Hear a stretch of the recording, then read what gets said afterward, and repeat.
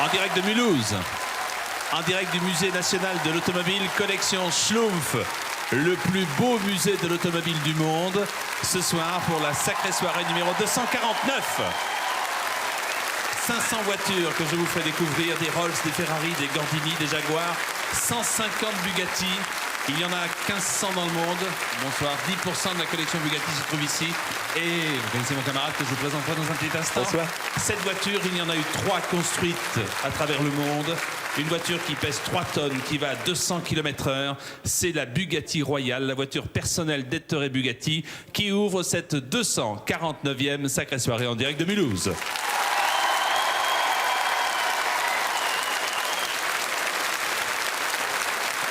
Pardon.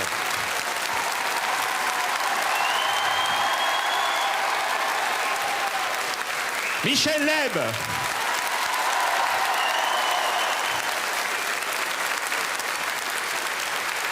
Et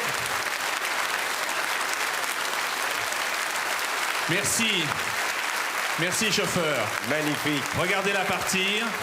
Il y en a 3 à travers le monde. Si toutefois, Michel, vous êtes intéressé, est-ce que vous voulez connaître le prix, la cote actuelle de cette voiture? Alors dites-le moi, ça me ferait plaisir. 90 millions. De centimes? Non. De francs? De francs. Oh là là là là. C'est-à-dire 9 milliards de centimes. Ah oui, c'est énorme, oui. Vous pouvez payer en 3 fois si vous voulez. Avec mon tempérament. Avec votre tempérament. Oui, oui. Devant vous, des voitures de rêve aussi. Absolument. Vous les reconnaissez, ces voitures? Ce sont des Ferrari. Ce sont des Ferrari magnifiques. On Super. va les présenter dans quelques instants, ces Ferrari. Nous sommes très heureux d'être ici, en direct du Musée national de l'automobile, la collection Schlumpf à Mulhouse. Vous visiterez d'autres musées de cette ville qui nous accueille aujourd'hui. Vous irez au musée du chemin de fer, vous irez au musée de l'énergie électrique, vous irez au musée de l'impression sur tissu, etc., etc. Restez donc avec nous. Une voiture folle pour commencer cette sacrée soirée, au cours de laquelle vous pourrez entendre et réentendre quelques-uns des grands succès des années 60 et 70. Au cours de laquelle je recevrai aussi Monsieur Talon qui est designer industriel de génie. C'est l'homme qui a dessiné, comment vous dire, votre corail.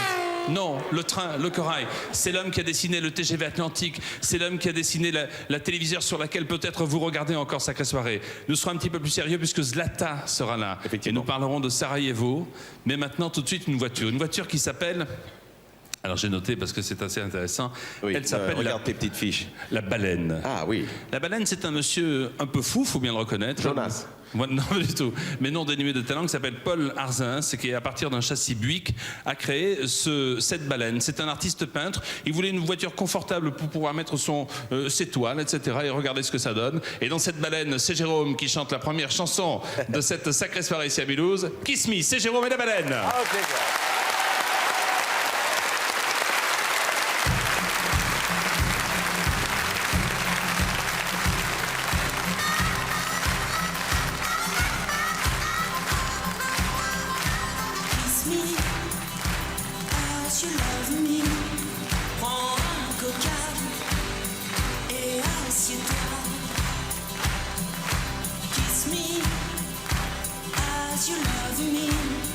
Ferme les yeux, écoute-moi.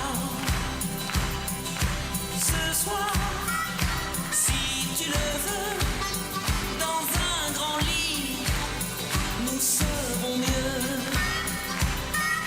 J'aimerais te retenir, mais en anglais, comment le dire? Il y a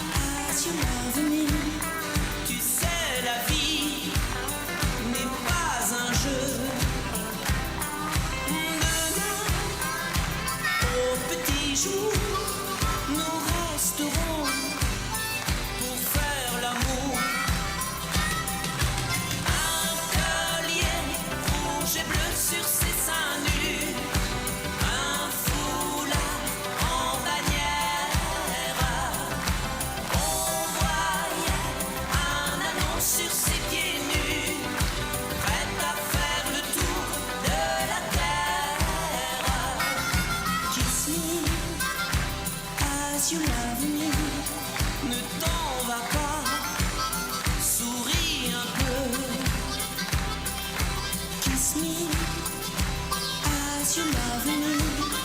Dis-moi goodbye, mais pas adieu. Il y avait un drapeau américain sur son sac déchiré. Un blue jeans qui ne valait plus rien, mais je crois que je l'aimais bien. Un collier rouge et bleu sur ses seins nus, un foulard en bannière. On voyait un amour sur ses pieds.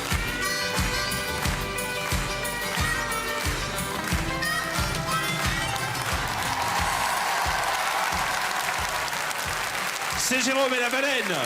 Kiss Me. Ah, c'est Jérôme, c'est Jérôme. 1973. Moi, je l'ai bien connu, c'est Jérôme. Quand il était Quand il était petit. Quand il était petit, oui. Alors, mesdames, messieurs, les Ferrari. Les Ferrari, est-ce que ce sont des voitures de rêve en ce qui vous concerne, mon cher Michel? Bah moi, bien sûr, parce que j'ai toujours eu une grande passion pour ces voitures, pour les Ferrari. Oui. Bien sûr, ce sont des voitures hors de prix qui sont exceptionnelles. Par exemple, celle-ci, c'est une 250 LM Oui. de 1964. Oui. C'est une voiture qui a gagné le Mans en 64 avec Grégory et Rindt. C'est une voiture qui vaut actuellement 12 millions de francs. Oui. Hein, Et qui est montée jusqu'à 35 millions de francs. Oui. Enfin, la cote est en baisse en ce moment, mais elle vaut quand Absolument. même 12 millions. On parle toujours en francs lourds. Hein. Oui, 12 millions de francs, c'est quand même Oui. considérable. Avec Bon. 4 comme ça, on achète une Bugatti Royale, mine de rien. Oui, alors. Voilà. Ensuite, celle-là, par exemple. Ah, Celle-ci, elle a son histoire. C'est une Ferrari Testarossa, 1954. Peut-être quelque chose à ajouter là-dessus. absolument Elle a pas, une car c'est histoire. vous le spécialiste. Alors, Elle a un volant, elle a 4 4 roues, roues, un levier un volant, de vitesse et un un moteur. rétroviseur central. Oui. Voilà. Et une plaque minéralogique qui est très utile par ces temps qui courent. Voilà. Passons d'un pas léger Alors. vers celle-ci. Alors ça, elle a une véritable histoire. Alors c'est une Formule 1. Oui. Ça c'est une Formule 1 pilotée à l'époque par John Surtees. John Surtees, pilote de Formule 1 qui a été champion du monde. Enfin voilà, ça c'est une Ferrari aussi ça. Hein. Quelque chose à ajouter là-dessus? Qu'est-ce que ça donne, mets-toi au volant pour voir non, un je petit peux peu. pas mettre au volant, Si, là, si, tu si, crois si. Il fait le si, vous allez voir. Mesdames, messieurs, Michel Leb, voici John Surtees Leb au volant de cette Formule 1 Ferrari.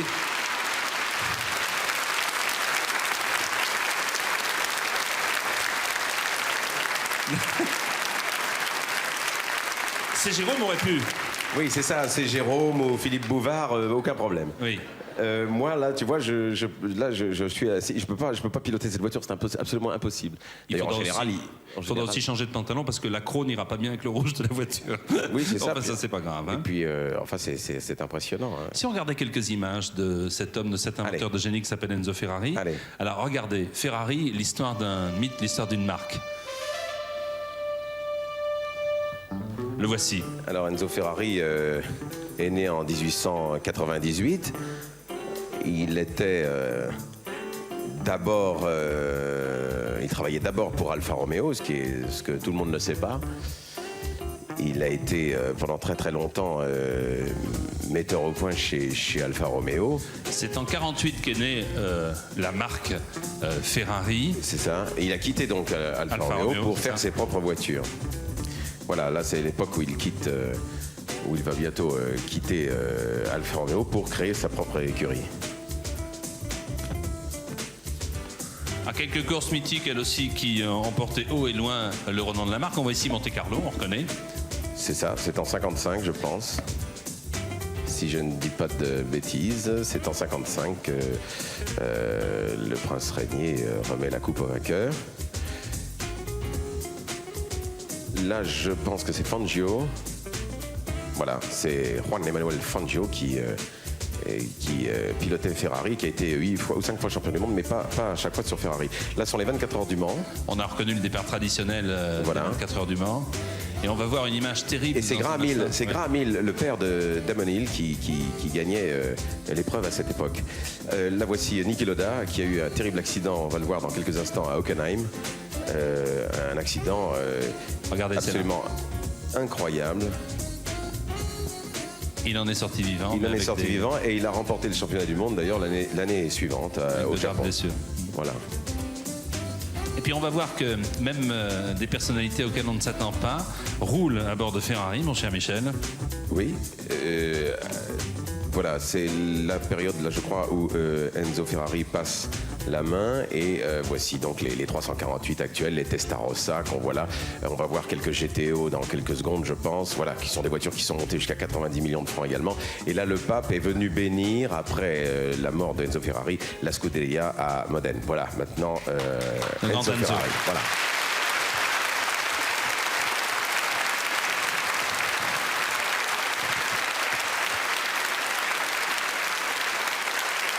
Merci Michel. Deux mots sur ces deux autres voitures. Tu peux en parler. Je crois que tu le sais. Alors, c'est une 212 qui a couru 10 Grands Prix de 51 à 53 avec l'écurie Espadon. 2 victoires sont à son actif. Elle donnera naissance à la 212 Inter.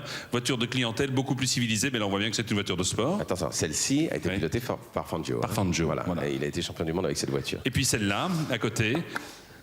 Alors celle-là, je crois qu'elle est de 1948, si je ne m'abuse. Exactement, c'est oui. ça. Et c'est une 166, c'est ça? C'est une 166. Puisque Michel Leb connaît parfaitement l'histoire des Ferrari, je suis très heureux, mon cher Michel, de vous offrir Ferrari, Merci. une légende de cette vidéocassette. Mais vous ne partez pas car j'ai encore plein de choses à vous demander. Oui, non, je pars pas, je suis avec vous. Je Voilà, bouge pas. C'est la couleur rouge. Quel est celle que vous prenez pour partir en tournée? Oh, je prendrais bien la 250 LM parce que on peut mettre un passager. Jean-Claude Delerme est tout à fait contre et nous nous en félicitons. Nous nous en félicitons. Vous partez en tournée avec Je ne suis pas un homme facile. Oui, la pièce que j'ai jouée à Marigny pendant un an. Je pars le 19 janvier, je serai à Roubaix, la première étape d'une tournée qui va me conduire pendant 3 mois à travers la France et la Belgique. Et donc rappelons qu'il s'agit d'une pièce de théâtre extrêmement triste. Ah oui, ça c'est très triste. C'est vrai que c'est très triste. Donc si vous n'avez pas le moral, si vous voulez continuer dans cet esprit, n'hésitez pas à aller au théâtre et à applaudir Michel. C'est l'inverse de la tristesse en fait. Oui, c'est une pièce, c'est une comédie formidable adaptée par Jean-Loup Dabadi. Vous avez dû en entendre déjà parler. Jean-Loup Dabadi, ça me dit quelque chose. Oui. Vous connaissez sûrement Jean-Loup Dabadi. Et vraiment, je me suis régalé pendant un an. Je vais encore continuer pendant 3 mois sur les routes de France. Voilà, c'est très sympa. Michel Leb, que je vous demande d'applaudir et que vous irez applaudir au théâtre chez vous. Je ne suis pas un homme facile. Merci pour le petit cadeau. Merci pour le petit cadeau, maman. De rien. Et je voulais souhaiter une bonne année à tous les Mulhousois et à tous les Français qui nous regardent. Voilà. Le musée du chemin de fer, que je vous présenterai plus en détail tout à l'heure. Le musée du chemin de fer, Gabin-la-Batumaine. Vous vous souvenez, Gabin-la-Batumaine? Oui. Sachez qu'entre... Vous allez voir cette machine. Elle est là, cette machine. Entre Paris et Bordeaux, il fallait 2 tonnes de charbon à l'heure, c'est-à-dire 12 tonnes pour Paris et Bordeaux. Et le chauffeur, celui qui était dans la machine, devait pelleter après pelleter mettre 12 tonnes. C'est-à-dire qu'il mettait une pelletée toutes les 13 secondes.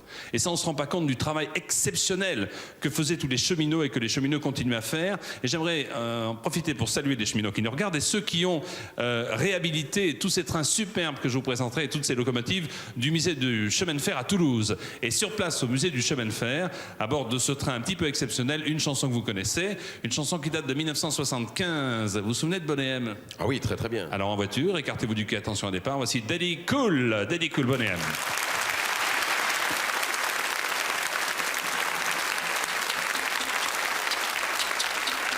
She's crazy like a fool. What about Daddy Cool?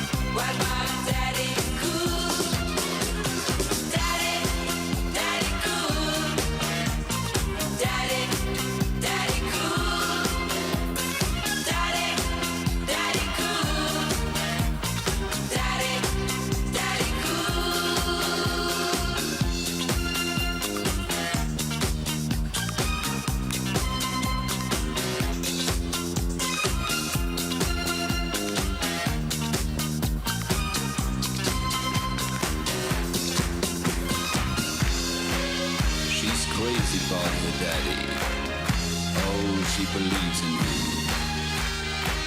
She loves her daddy.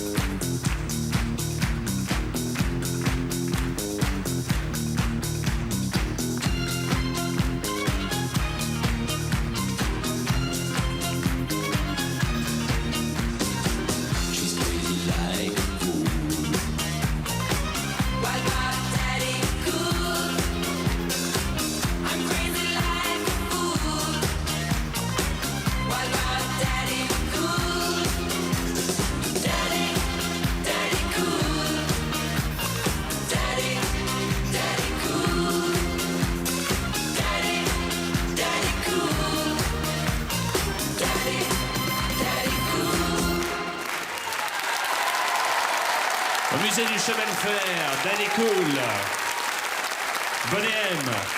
Mesdames, Messieurs, elle vient de rejoindre l'équipe de Sacrée Soirée. Je vous demande d'applaudir Sophie Fadier.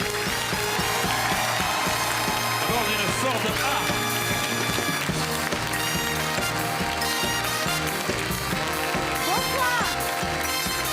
Un concours d'élégance avec Sophie. Bonsoir Sophie. J'ai bien du mal à défendre, Jean-Pierre. Comment s'appelle? Bonsoir, Jean-Pierre. Bonsoir Sophie, comment tu t'appelles toi? Il s'appelle Dodi Didou. Bonsoir de Didou. Il est beau, hein? C'est un Boston. Vous avez vu sa petite tronche écrasée? Vous parlez du chien, Non, pardon, de je crois, vous. parce que Pas vous de étiez en vous, train de me enfin, regarder quoi, avec un air Jean-Pierre. bizarre. C'est une Ford A. À l'époque, chez Ford, on disait, vous pouvez choisir n'importe quelle couleur pourvu qu'elle soit noire. Et celle-ci a accepté. Et pour une fois, on a Ça accepté fait un une peu commande un d'effort. petit peu particulière, puisqu'elle n'est pas noire. Vous voyez qu'elle a un ton de gris et un deuxième ton de noir. Elle est Qu'est-ce qui belle, se hein. passe, J'ai essayé de Sophie? m'assortir un Vous êtes petit là peu. pourquoi? D'abord, bienvenue au sein de l'équipe Oui, de Sacrée merci. Soirée. Vous êtes là pourquoi? Je suis là pour parler des femmes, bien évidemment, les Oui. défendre avant tout. Non, simplement dire qu'elle a évidemment énormément contribué à l'évolution de l'automobile. Je comprends. Et ce, depuis le début du siècle, c'est-à-dire 1900. Et oui. Ça va comme ça, ma tenue? Ça vous convient? Non, vous me Pourquoi? plaisez. Mais je sais pas, je trouve Moi, je pas trouve cette que vous, gentleman c'est- farmer. Par contre, moi, ça va. Ah, c'est parfait. Je fais C'est pas peut-être un d'effort. peu chaud, vous voulez pas vous découvrir, non? Non, ça c'est va. pas possible. Alors, qu'est-ce qu'il me faudrait pour que je sois bien dans Ben, j'ai- l'esprit du... En fait, mon chauffeur vous a apporté plein de choses. Alors, Donc, si donnez-moi vous un me petit peu, permettez, oui. je vais vous relooker, Jean-Pierre. Elle va me relooker. Sophie Fati Monsieur va me Guy, relooker. passez-moi la cape. Oui, très bien. C'est bien parce que moi, j'ai jamais chaud, ça tombe Vous bien. allez voir, vous allez être beau comme un dieu. Tiens, je vous remercie beaucoup. Parfait. Vous sentez bien? Vous me dites, je vais hein, s'il y a beaucoup le moindre mieux de déjà avec la malaise, cape, moi je veux oui. dire. Voilà, Une petite écharpe blanche, très élégante. toujours parfait. chic. Toujours chic. Ça me rappelle Sophie, Alain oui. Delon, mais enfin bon. Oui. Qu'est-ce Et qui s'est puis- passé entre vous et Alain Delon? Rien, absolument rien, je vous C'est rassure, vrai. Et en haute Jean-Pierre. forme. Mais puis aussi le relookage en direct Chapeau de ici forme. Hein de Jean-Pierre Foucault pour Sacrée Soirée. Bon, et nous bah, allons parler. franchement. Il est beau, notre Jean-Pierre. Parlez-moi des femmes. Parlez-moi des femmes, de l'élégance et de l'automobile. Le rapport entre l'élégance, les femmes et l'automobile, Sophie. Ben, vous savez qu'autrefois, finalement, l'automobile était réservée à des gens qui étaient, semble-t-il, faisaient partie de la noblesse, de la bourgeoisie, de la high society. Et fortuné, hein. Voilà, des fortunés, ça coûtait excessivement cher. Et Regardez donc on cette organisait, Dion avec cette jeune fille. pour comme ça. s'amuser Oui. dans la capitale et dans les sites balnéaires, dans les stations balnéaires, des défilés, ce qu'on appelait des concours d'élégance. Et là, on associait évidemment la mode, qui avait une importance folle à l'époque, et bien évidemment les voitures, parce qu'on s'est rendu compte, si vous voulez, en 1950, que un tiers des personnes qui passaient leur permis de conduire étaient des femmes. Ah, alors regardez, après, je vous interromps une seconde. On a vu Dites-moi. une de Dion Bouton, et là, c'est une demoiselle qui sort d'une Alfa Romeo aux couleurs de l'Italie. Il s'agit d'une fort jolie voiture et d'une fort jolie jeune femme, Oui. qui est une voiture de compétition que n'aurait certainement pas désavoué Elisabeth Janek, la très grande femme pilote de l'époque, qui tenait tête aux plus grands pilotes comme Chiron ou Dreyfus. Là, on passe En devant fait, votre Ford. oui. Oui, continuez, pardon. Oui, alors en fait ce soir ce qu'on a voulu recréer c'est un petit peu bon évidemment sans jury, un petit peu l'ambiance des concours de l'élégance et ce soir c'est évidemment un grand créateur qui s'appelle Monsieur Azzedine Alaya qui nous a prêté des modèles fabuleux qui, regardez si vous êtes observateur, par exemple cette robe est pratiquement assortie à la voiture. Il y a Et une pointe de gris. c'est une Delahaye 135 de 1948, absolument superbe, rutilante, C'est qui vrai. fait partie de la Jean collection Pareillon, du magnifique. Musée national de l'automobile, collection Schlumpf ici. Mais vous pouvez y aller de vos réflexions, Jean-Pierre. Vous savez que dans le langage populaire, on disait d'une femme qu'elle était bien carrossée. On dit d'une femme qu'elle est bien carrossée. Voilà. Si je puis me permettre, vous concernant, J'ai des... Vous trouvez pas que j'ai des beaux pare-chocs? Oui, bon. Oui, continuez. Alors. Non, mais vous pouvez. N'hésitez pas, Jean-Pierre, n'hésitez pas. Et bon, voilà. Alors, bien sûr, à l'époque, la mode, vous imaginez bien, les femmes adorent les décapotables. Oui, et les chiens aussi, regardez ce beau oui. dalmatien, hein, ce beau petit dalmatien avec une superbe Mercedes, qui est une Mercedes gris-argent. C'est un puissant bolide qui a été entre autres piloté par Fangio, qui est là et qui Absolument. fait partie également de cette magnifique collection. Je vous ai interrompu, Sophie. Non, simplement, je voulais dire qu'il y a l'émancipation de la femme, évidemment. Alors, dans les années 60, on se coupe les cheveux, on jette le porte-jartel, on adopte la jupe culotte, on adopte les collants. Et bien évidemment, on laisse tomber ses robes, ses crinolines, ses chapeaux à aigrettes. C'est plus pratique et c'est plus confortable. Hein. Bien sûr, Et bien vous voyez sûr. cette Rolls-Royce qui est la fantôme d'argent, fantôme en raison sans doute de son silence, d'argent parce que le roi de Belgique, regardez là cette voiture, avait désiré que le capot de la sienne soit entièrement recouvert de ce métal, en argent. Et cette voiture fut la folie aussi bien du tsar que de Lénine, Henry Ford et de nombreux Maharajas. Alors, Monsieur Azzedine Alaïa nous a évidemment prêté une robe magnifique. Là, c'est l'élégance par excellence, évidemment. C'était vraiment la belle voiture avec la femme. Il fallait vraiment tout le décor.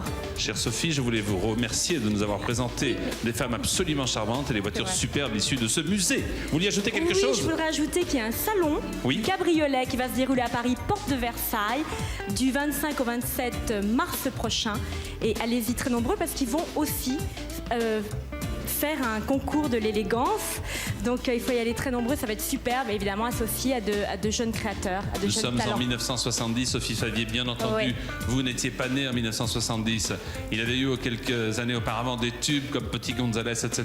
Comment j'étais pas née en 70, vous rigolez? Non, mais non. Je suis très content de vous demander d'applaudir l'un des fidèles de l'émission qui a enregistré et écrit, composé cette chanson qui a fait le tour du monde. Cette chanson s'appelle Butterfly. Voici Daniel Gérard. Butterfly, Daniel Gérard.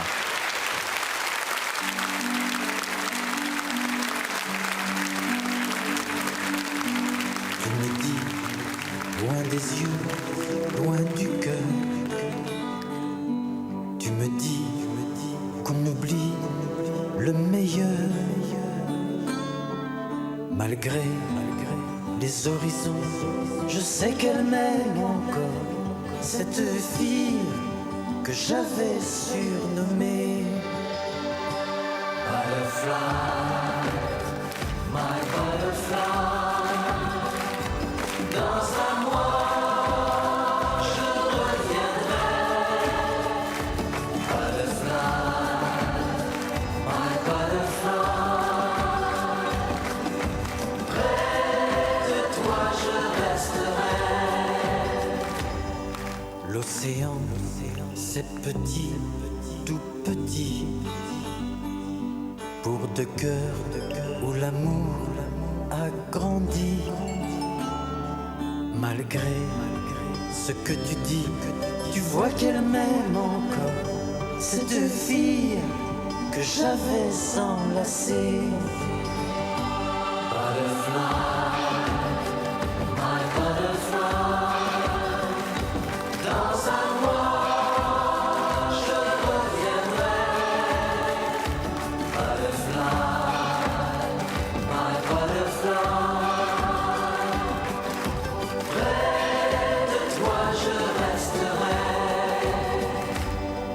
Notre amour est si grand, oui si grand, que le ciel y tiendrait tout dedans. Malgré ce que tu dis, je sais qu'elle m'aime encore. Cette fille que j'avais embrassée. Butterfly, my butterfly. Dans un mois, je reviendrai. Butterfly, my butterfly. Près de toi, je resterai. Butterfly, my butterfly. Dans un mois, je reviendrai.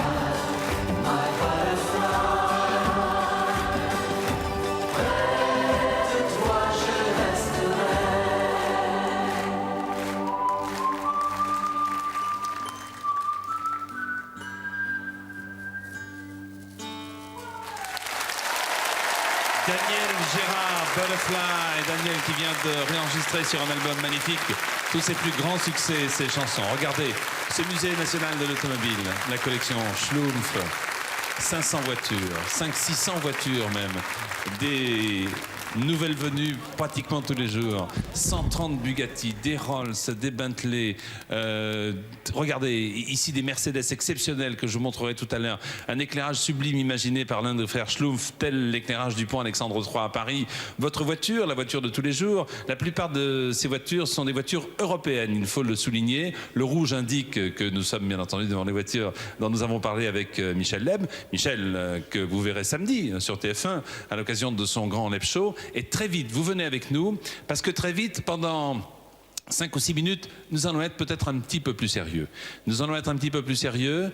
Après avoir traversé ce musée, venez près de moi et je vous demande d'applaudir une jeune fille qui arrive de Sarajevo, qui s'appelle Zlata et qui va nous raconter sa vie. Je vous demande de l'applaudir, elle s'appelle Zlata, elle est à côté de moi ici, à Mulhouse. Bonsoir Zlata. Bonsoir. La première question que je voulais vous poser, c'est qu'est-ce qui vous est passé par la tête d'avoir pris la décision un jour d'écrire et de noter jour après jour ce que vous faisiez avant même que les événements soient graves dans votre pays? Pourquoi avez-vous commencé à écrire ce journal? Un peu comme tous les enfants qui, dans le monde entier, écrivent un journal, j'ai décidé moi aussi d'écrire mon journal. Ce que je voulais, c'était garder un souvenir de mon enfance heureuse. Alors, quelle était-elle, cette enfance heureuse? Racontez-moi, vous êtes né en 1980, 81, c'est ça, au mois de décembre? En 1980, en décembre. En 1980. Que font vos parents? Que faisaient vos parents à Sarajevo? Quelles étaient leurs activités? Ma maman est ingénieure chimiste et papa est avocat. Et avant les événements, quelle était votre vie de tous les jours? On voit vos parents qui sont là et qui sont avec nous à Mulhouse. Quelle était votre vie de tous les jours? Vous suiviez la télévision, vous aviez même le luxe d'être câblé, c'est ça? Donc vous pouviez regarder la télévision du monde entier? Oui, oui, tout à fait. J'avais à peu près la télévision du monde entier. Je la regardais comme tous les enfants. Mon enfance était tout à fait heureuse. Je vivais entourée du chant des oiseaux, de jolies fleurs. Tout était beau. Tout était beau. J'avais tout ce que méritait un enfant. Vous savez, j'aimerais que vous m'expliquiez. Parce que nous, Français, on a du mal à comprendre ce qui se passe dans votre pays. Alors, est-ce que vous, à 13 ans, vous pouvez m'expliquer comment des gens qui, pendant des années et des années, ont vécu ensemble, maintenant, se tirent dessus et se font la guerre? Qu'est-ce qui s'est passé dans les esprits des uns et des autres, Zlata?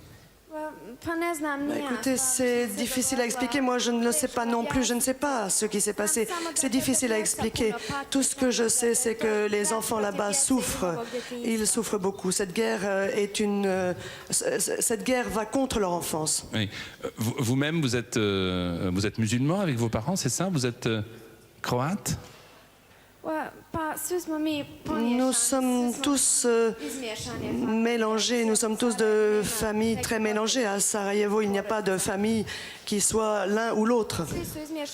Toutes les familles sont mélangées, tout le monde vit ensemble à Sarajevo. Est-ce que certains de vos amis d'enfance, maintenant vous tournent le dos? Est-ce que vous avez du mal à garder des amitiés parce que la guerre est la guerre et que vous n'arrivez plus à communiquer les uns et les autres? Oui, effectivement, il y a des amitiés qui se sont interrompues. J'ai des amis qui ont quitté la ville au début de la guerre et qui se trouvent aujourd'hui un peu partout dans le monde, dispersés. Ce que j'essaye maintenant, c'est rétablir le contact avec elles, avec eux. Je n'ai pas un seul ami qui est parti de l'autre côté, cela dit, et c'est une chance. Mes amis sont de vrais amis. Ce journal que j'ai là entre les mains, paru chez Robert Laffont, Fixo, le journal de Zlata est remarquablement écrit. Qui vous a appris à écrire? Qui, au départ, avant même l'école, vous a inculqué l'art de l'écriture et de la lecture? C'est avec ma grand-mère et mon grand-père que j'ai appris à écrire, parce qu'à l'époque, je passais pas mal de temps avec eux et ils m'ont appris à écrire. Je travaillais assez souvent à l'écriture, à la lecture avec eux. On vous a dit plusieurs fois dans toutes les télévisions du monde que on ne pouvait que penser au journal d'Anne Frank par rapport à votre journal. Vous aviez lu avant d'écrire votre propre journal, celui d'Anne Frank? Oui, je l'avais lu avant la guerre. Et lorsque j'ai lu le journal d'Anne Frank, je me suis dit, mon Dieu, quel destin. Parce que, vous savez, ce que je pensais, c'est que c'est une chose qui est arrivée un jour et qui ne se reproduirait jamais. Et pourtant, ça s'est reproduit. Et comme Anne Frank, vous l'avez baptisé, votre journal. Comment l'appelez-vous? Ce journal à qui vous écrivez, à qui vous dites tout, à qui vous confiez vos petits secrets, même vos grands secrets? Mon journal, je l'appelle Mimi. C'est un nom sympathique à mes yeux. Est-ce que vous écrivez? Est-ce que vous pensez? Est-ce que vous réagissez? Est-ce que vous vivez comme une jeune fille de votre âge? Ou est-ce que vous n'avez pas l'impression que les événements qui se déroulent dans votre pays vous ont donné, hélas, dans la tête en tout cas quelques années supplémentaires? Je ne suis pas la seule à avoir ce sentiment. Je l'ai, ce sentiment. J'ai grandi trop vite.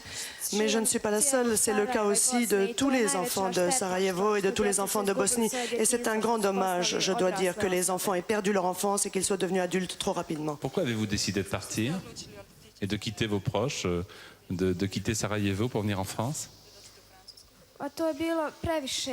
Bien, c'est parce que c'était trop dur à supporter. Mes parents pensaient que 2 ans de guerre, c'était trop pour moi. Aucun enfant n'a mérité de souffrir autant que les enfants souffrent à Sarajevo.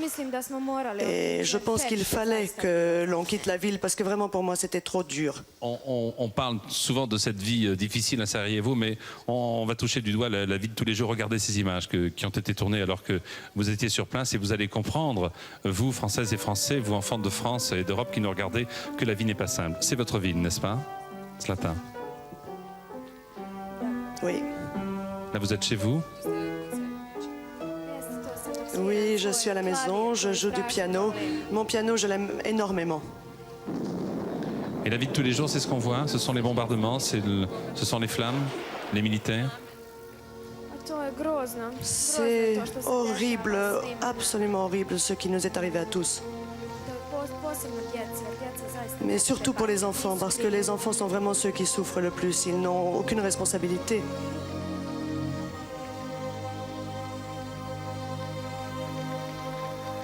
Vous pensiez qu'en écrivant votre journal, ça allait avoir un tel retentissement à travers le monde? Non, pas du tout. Moi, j'écrivais ce journal pour moi et je n'avais pas la moindre idée qu'un jour, ce journal allait intéresser le monde entier. Je ne m'attendais pas non plus à ce que la guerre éclate. Est-ce que vous pensez que vous aurez un petit rôle à jouer? Est-ce que vous pensez qu'à travers vos interventions dans toutes les émissions de télévision comme ça, vous allez pouvoir faire un petit peu avancer les choses? Très modestement?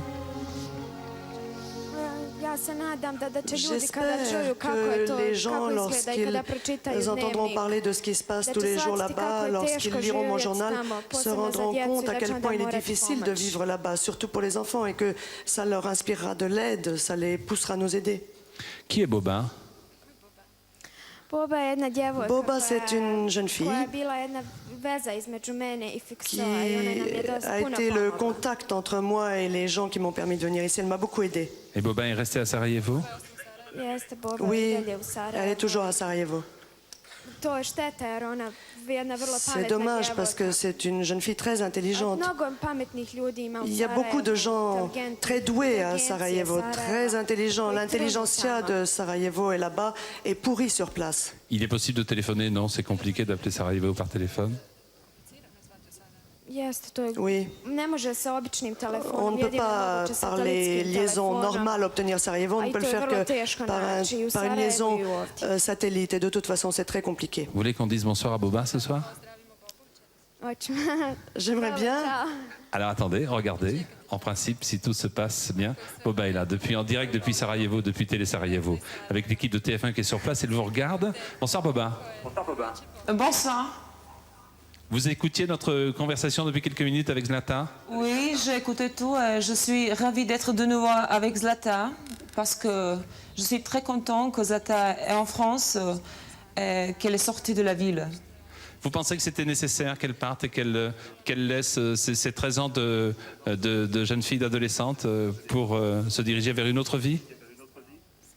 Oui, c'est très important parce que vous savez que la vie est devenue insupportable. Ces derniers jours qui sont terribles à Sarajevo, je crois que Zlata ne pouvaient pas survivre. Donc je pense que c'est superbe que Zlata est là-bas et qu'elle va continuer à être si brave et si courageuse comme d'habitude. Racontez-nous votre journée. Qu'est-ce qu'il a fallu faire pour que vous puissiez quitter votre domicile pour venir ce soir depuis les studios de la télévision à Sarajevo? Ouais, mais il y a beaucoup de gens ici qui m'ont aidé d'être ici avec Zlata. Entre eux, c'est M. Guy de Battista de l'ONU qui m'a aidé beaucoup et avec tous les gens de l'ONU qui m'ont aidé beaucoup vraiment. Zlata, vous voulez dire quelques mots, Boba? Pardon? Boba, garde-toi et sois courageuse. Merci beaucoup Zlata et je te souhaite la même chose dans ta vie. Vous avez de la famille, Zlata, qui est restée sur place à Sarajevo? Oui, j'ai beaucoup de membres de ma famille. Il y a avant tout ma grand-mère, mon grand-père. J'ai un oncle aussi. Un oncle, des tantes, beaucoup de membres de la famille, beaucoup d'amis aussi, des gens très très chouettes. Un oncle qui a souffert puisqu'il a été blessé, c'est Brako, c'est ça, je l'ai lu dans votre journal. Oui, il a été blessé et il a aussi dû, au moment où il était blessé, fuir à l'un des quartiers les plus dangereux de Sarajevo. Et ça s'est passé dans sa ville. Il a vraiment souffert beaucoup et surtout, évidemment, à cause de cette blessure. Vous pouvez remercier Boba parce que votre oncle est à côté d'elle. Regardez, ce soir en direct de Sarajevo. Et il va pouvoir vous donner des nouvelles de votre famille. Je pense qu'on va pouvoir... Voilà votre oncle. Vous voulez lui dire quelques mots? Bonsoir, Bratzo, comment vas-tu? J'espère que vous allez tous bien, que vous êtes tous ensemble. Bonsoir, ma chère Zlata. Ils sont bons. Tu as beaucoup de salutations de Melika Emir, de grand-père, de grand-mère. Tu as beaucoup de salutations de Melitza, de Nia, de Kenan, de toute la famille. C'est très difficile, tu sais bien, comme c'est ici à Sarajevo.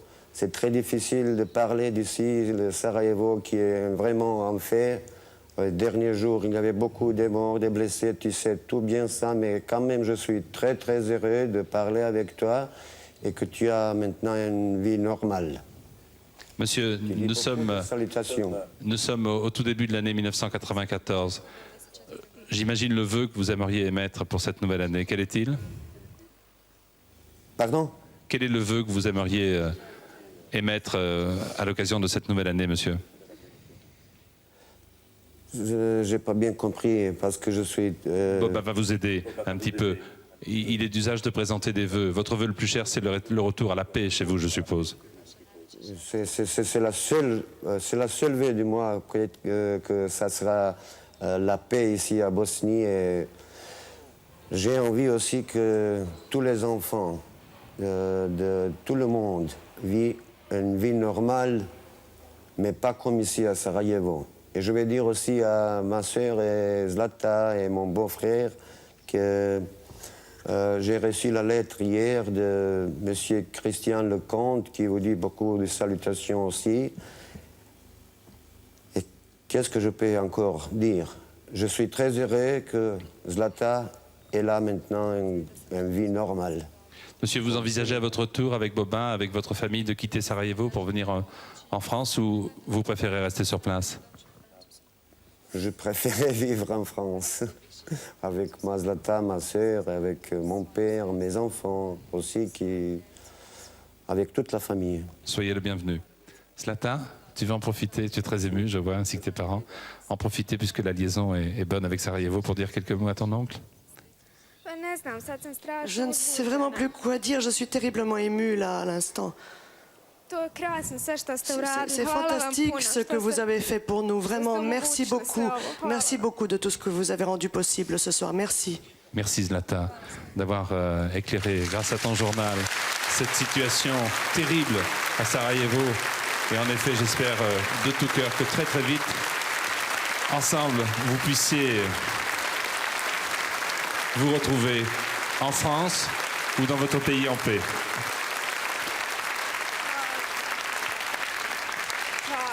Merci, merci. Voilà. Tu restes avec nous, tu vas rester avec nous. J'espère que très très vite tout va s'arranger. On te souhaite du plus profond de nous-mêmes. Je voudrais simplement dire que, puisque nous sommes ici à Mulhouse, que l'organisation Pompiers sans frontières œuvre actuellement au profit des sapeurs-pompiers de Mostar. Trois véhicules ont été acheminés. Matériel et formation sont assurés par les sapeurs-pompiers. Vous pouvez éventuellement avoir des renseignements en téléphonant chez eux au 89 42 43 43 89 42 43 43. Tu suivais le hit parade à Sarajevo sur MTV ou sur RTL Télévision. Tu aimes la musique? Yes. Quel est ton groupe préféré? Guns N' Roses, non? De temps en temps, mais ça change. De temps en temps, je les aime bien, j'aime bien ce qu'ils chantent. Est-ce que tu as déjà entendu le son de cet appareil qui est derrière toi, qui vient d'Anvers en Belgique, qui s'appelle un orgue? Tu veux écouter? Alors écoute. À bientôt Zlata, et merci d'être venu avec nous. Et bravo.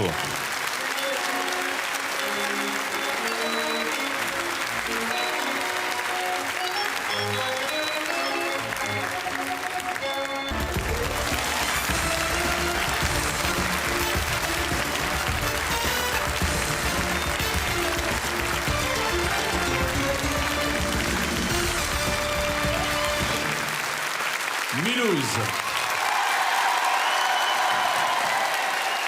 Musée national de l'automobile collection Schlumpf, un musée créé aux côtés de la firme Pan et Levasseur et d'autres partenaires par la ville de Mulhouse. Je vous demande d'applaudir son maire, M. Jean-Marie Bockel, ancien ministre. Bonsoir, monsieur le maire, merci. Et par le conseil général du Haut-Rhin, son président, monsieur le député Jean-Jacques Weber. Mulhouse, ville des musées sans frontières, le plus grand ensemble français de musées techniques, des centaines de milliers de visiteurs chaque année, et j'espère davantage après l'émission que nous faisons ce soir en direct. Donc ce musée national de l'automobile, il y a également le musée français du chemin de fer, l'un des tout premiers musées ferroviaires du monde, la collection complète en tout cas de tous les chemins de fer français, vous en verrez quelques images tout à l'heure. Electropolis, le musée de l'énergie électrique, là aussi des objets superbes qui en sont issus sont sur ce plateau, et le musée de l'impression sur étoffe, la plus grande collection du monde, des tissus et leurs dessins. Bravo, merci Mulhouse. «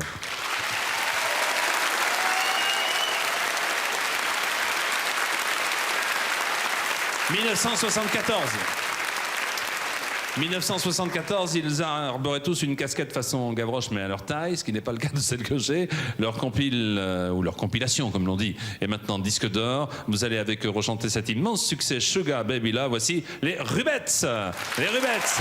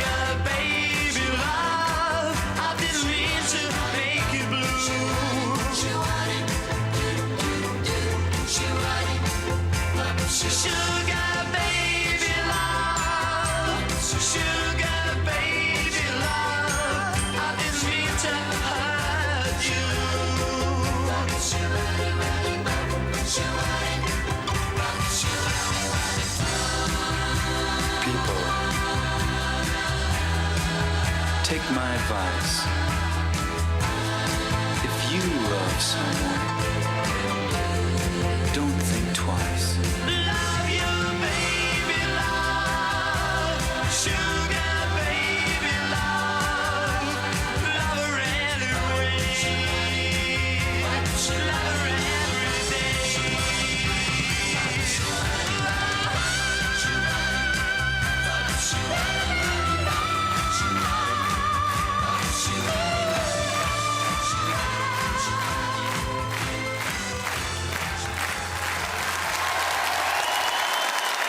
Robert Sugar Baby Love, avec une traction de 1936, une Jaguar E, une Facel Vega, une Pan A24 CT et une vedette dont nous parlerons tout à l'heure. Venez vite me rejoindre. Venez vite ici. Mesdames, Messieurs, je vous demande d'applaudir Monsieur Roger Talon. Roger Talon.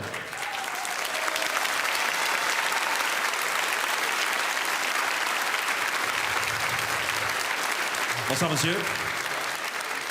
Bonsoir. On vous connaît sans vous connaître. Et en fait, on vous connaît parce que grâce à vous, on roule dans le confort. Grâce à vous, on utilise des objets qui nous paraissent exister depuis tout temps. Quel est votre métier, Roger Talon? Je suis designer industriel. Et Designer industriel. Qu'est-ce que c'est qu'un designer industriel? Designer, déjà, c'est un mot très à la mode depuis quelque temps. Oui. Mais finalement, c'est assez mal connu.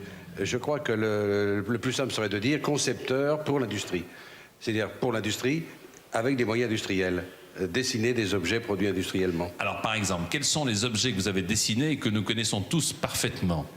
Oh, des tas d'objets. Tout à l'heure, j'ai vu je crois que j'ai vu une publicité récemment sur Peugeot, par exemple, les mixeurs. Je les avais dessinés, les mixeurs Peugeot, il y a très longtemps. Mais aussi des chaussures de ski, des montres, enfin, tout ce qui est produit. On va les voir dans un instant. Si on est confortablement installé dans un corail, c'est en partie grâce à vous.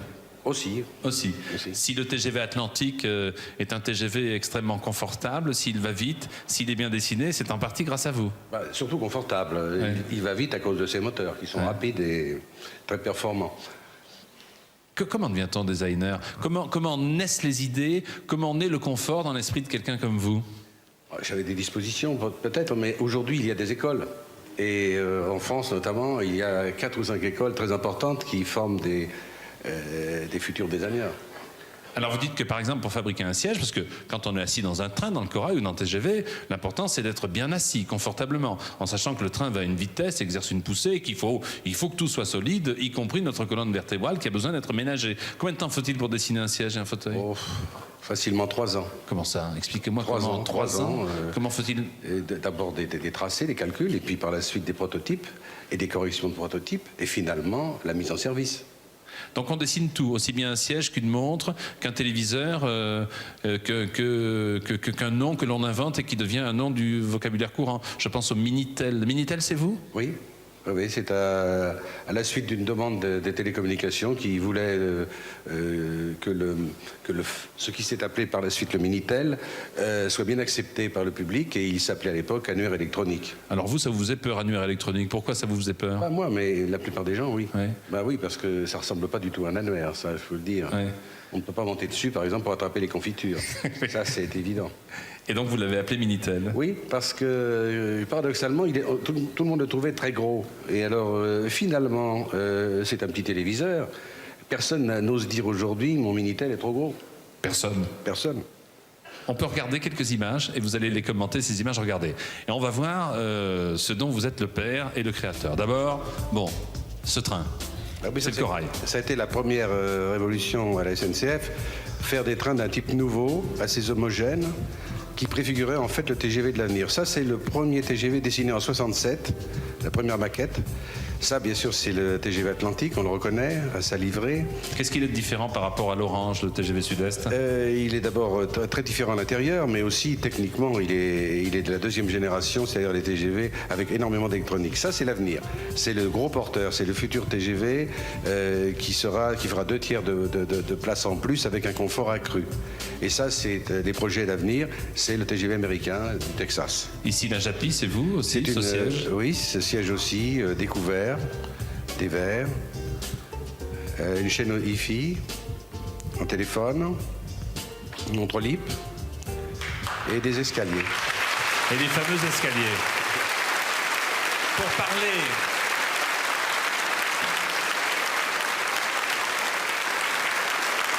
Roger Talon, pour parler du TGV, est-ce que nous sommes les premiers au monde avec les trains à grande vitesse? J'en suis persuadé. Connaissant l'ensemble des concurrents, on peut dire que nous avons une grande avance et que nous essayons de la conserver. C'est-à-dire en faisant ce que nous faisons en ce moment, des TGV à 2 niveaux. Les Japonais en sortiront bientôt aussi, mais avec des niveaux de vitesse inférieurs et surtout un accent qui est porté sur la sécurité absolue. D'où viennent ces 3 lettres TGV? Elles peuvent venir de trains à grande vitesse, je crois que c'est le générique d'origine, mais dans notre esprit, pour la plupart, c'est très grande vitesse. C'est l'idée de très grande vitesse, puisque grande vitesse, à 200 à 210 km/h, on peut parler de grande vitesse pour un train. Et il y a des corails qui le font. Mais dès qu'on atteint 270, 300, 350, on peut parler de très grande vitesse. Est-ce que l'incident qui a eu lieu il y a quelques jours est révélateur de la fiabilité du TGV? Oui, ça montre que les options qui ont été faites étaient les meilleures, parce qu'un train, habituellement, on pourrait le comparer à un chapelet de saucisses. Oui. Quand un accident de ce type se produit, elles se mettent en accordéon, dit-on. Voit-on plutôt. Et le TGV lui-même est plutôt un serpent. Il est conçu comme, il est articulé, il a des vertèbres, il est conçu comme un serpent, c'est-à-dire qu'il garde sa ligne, il garde sa forme. Qu'est-ce que vous allez nous inventer pour les années à venir et qu'on utilisera pratiquement tous les jours? À quoi travaillez-vous en ce moment avec votre équipe? Celui d'Angleterre qui est terminé, qui vient d'être terminé. Et puis, je travaille en ce moment sur une voiture électrique. On est à Mulhouse, elle y figurera peut-être plus tard. Une voiture à paiement par carte. C'est-à-dire qu'une voiture qu'on pourra prendre n'importe où, à n'importe quel coin de rue, c'est ça? C'est ça. Mettre la carte à puce. Une voiture de service, un taxi sans chauffeur. Voilà, la carte de Monsieur Moreno dans la voiture de Monsieur Talon. Voilà. Continuez et faites-la vite pour qu'enfin on n'ait plus de problème de stationnement. Voilà. Merci, Roger Talon.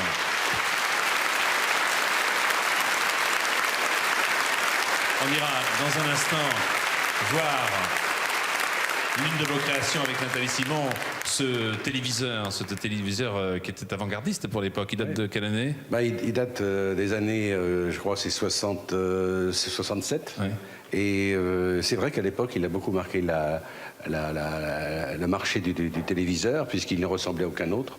Et surtout, il était regardable de dos, ce qui était quand même une nouveauté, ce qu'il a fait utiliser par la télévision. Je préfère que vous regardiez de face, mesdames et messieurs, notamment le mercredi soir. Un objet moderne reste moderne combien de temps? Mais oui, mais revenons au dos.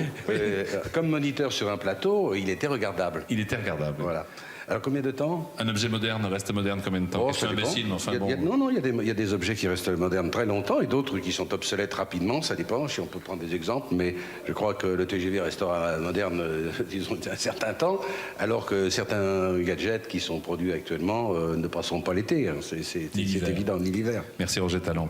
Une usine électrique que nous allons visiter maintenant grâce à une chanson, et vous allez voir un groupe qui fonctionnait à l'époque au charbon pour produire toute l'électricité indispensable au fonctionnement d'une filature, qui était la filature DMC. 170 tonnes de métal en mouvement, 25 mètres de long, une immense roue de 6 mètres de diamètre, et devant ce groupe, une chanson de 1985, bien qu'il soit séparé du groupe en question. Gold, il a accepté ce soir de venir interpréter son premier succès à Electropolis, le musée de l'énergie électrique, plus près des étoiles. Voici Émile.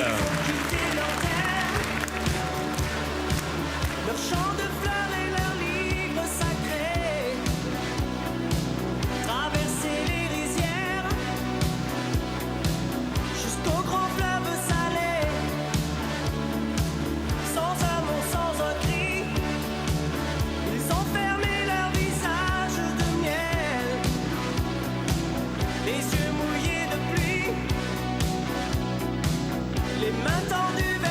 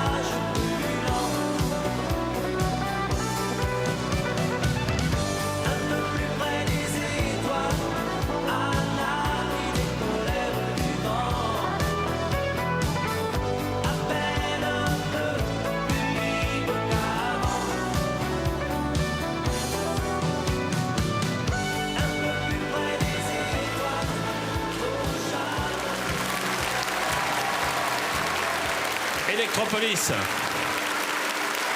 Émile, merci, un peu plus près des étoiles. Regardez la belle vedette. Une vedette devant vous, la voiture, une vedette à mes côtés.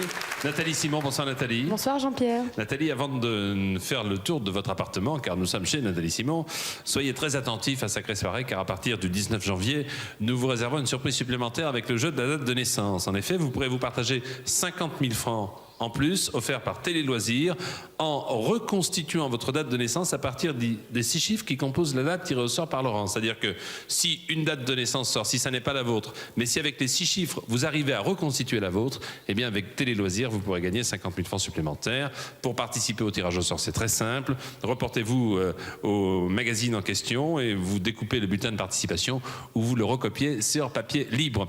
Nathalie, on parlait des objets des années 50 et 60 qui viennent de ce musée de l'électricité ici à Mulhouse. Alors racontez-moi. On commence par celui-là ? On commence par celui-là. D'abord, votre tenue, qu'est-ce que c'est comme tenue ? C'est une tenue d'époque, non ? Oui, montrez-nous un petit peu. Tournez-vous. Et regardez. J'ai joué à la fleur aujourd'hui. Et c'est bien parce que c'est une tenue qui fait paraître votre bronzage de sportif. Vous arrivez de quel endroit ? Du Venezuela. Du Venezuela. Bon, allez, très bien. Quel dur métier. C'est un grille-pain. C'est un grille-pain. Attention à mon doigt parce que, regardez, c'est un grille-pain d'époque qui date de 1950. Et pourtant, il est terriblement moderne. Oui, on me disait que je l'emmènerai bien. Je crois que je vais l'emmener après l'émission. Alors, ça, c'est le grille-pain, c'est pour le petit déjeuner. Mais, bien entendu, il y a des tâches ménagères très importantes, notamment la machine à laver le linge. Vous connaissez bien, Jean-Pierre. Hein ? Celle-là est exceptionnelle. Et celle-là est super. Elle date de 1930 et c'est une machine très originale parce qu'elle fonctionne au charbon et à l'électricité. Alors, le charbon, on le mettait où ? Alors, le charbon, on le met là.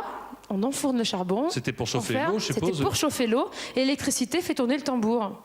Ça, j'aime mieux être né maintenant qu'à l'époque. Hein, une des premières machines, elle est toute en cuivre, elle est magnifique, elle est super, de marque hein. Merker. Une autre machine, un petit peu plus récente. Qui date de 1960. Oui. Et celle-ci, c'est très drôle parce que regardez, elle s'appelle Sans Rival. Oui. Elle aussi. Et comment fonctionne-t-elle ? Elle est normalement, toute à l'électricité, mais je trouve qu'elle est quand même vachement belle. Hein. Elle est belle, tout en inox. Elle est magnifique. À côté, premier... Oui, la première plaque électrique. C'est quand même quelque chose de fabuleux. Ça date de 1950 et j'avoue que je ne pensais pas qu'à l'époque ils avaient des plaques électriques. Et il y a la recette de cuisine électrique. Vous savez quel est, merci vous êtes très beaucoup. gourmand, donc ça va. Quel est le point commun entre cette première plaque électrique et votre TGV ? Non. Eh bien, fermez un petit peu la porte du four.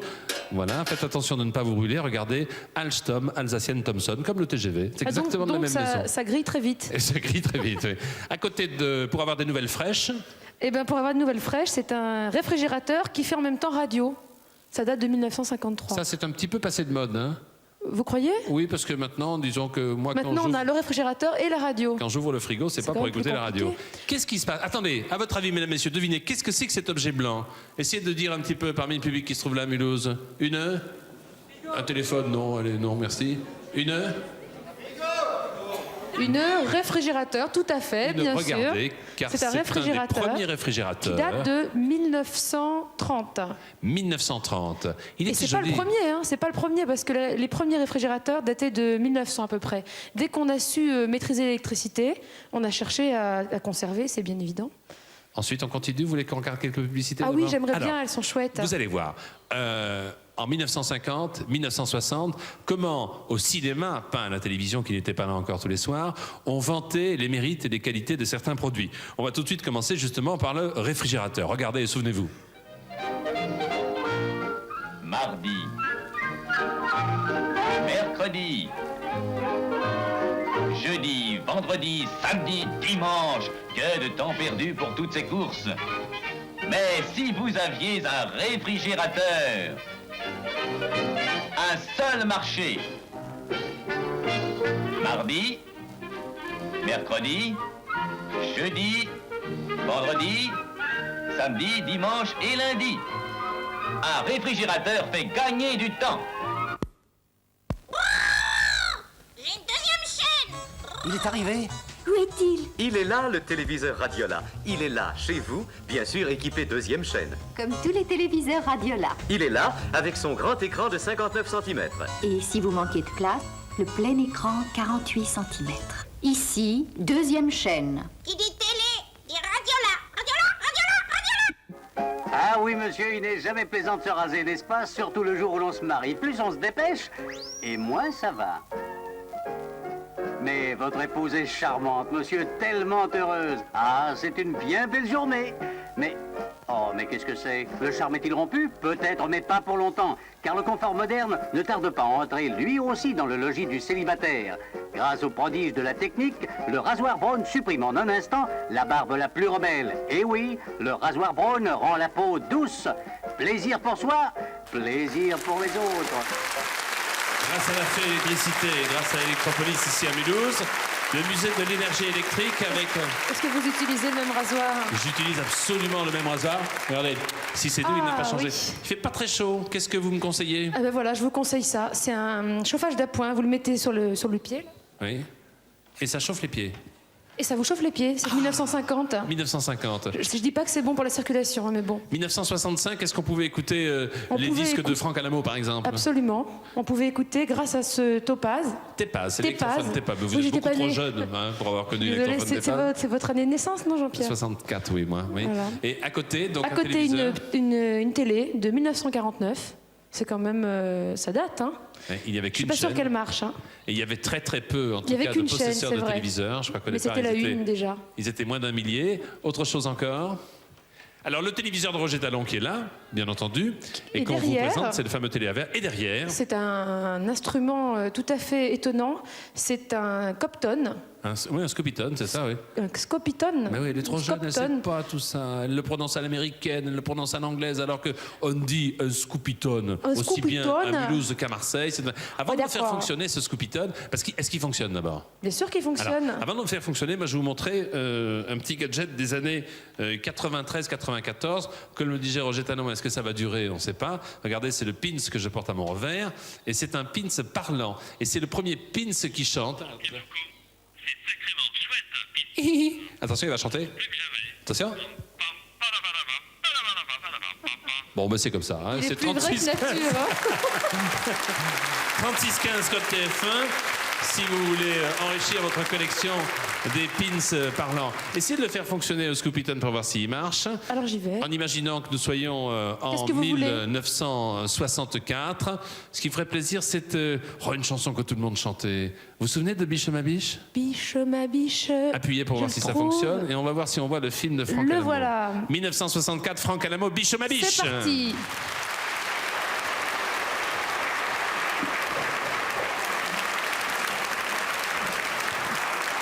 Je m'embiche lorsque tu soulignes au crayon noir tes jolis yeux. Biche ma biche, moi je m'imagine que ce sont deux papillons bleus.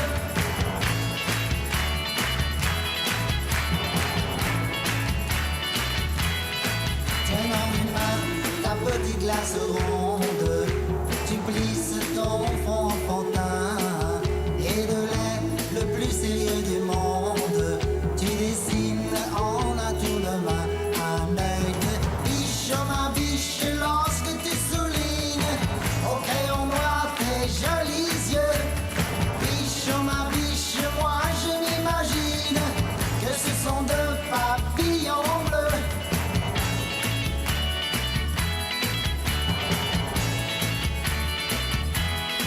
Tu vois depuis le premier jour qu'on s'aime, frappé par ton regard ailé, j'ai oublié ton nom de baptême.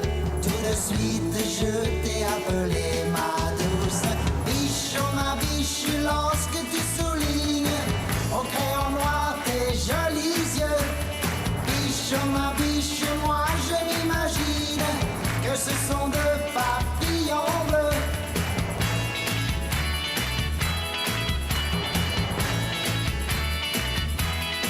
Je me demande pourquoi tu te maquilles. Si tu veux mon avis à moi, sans rien tu sais, tu es très très jolie.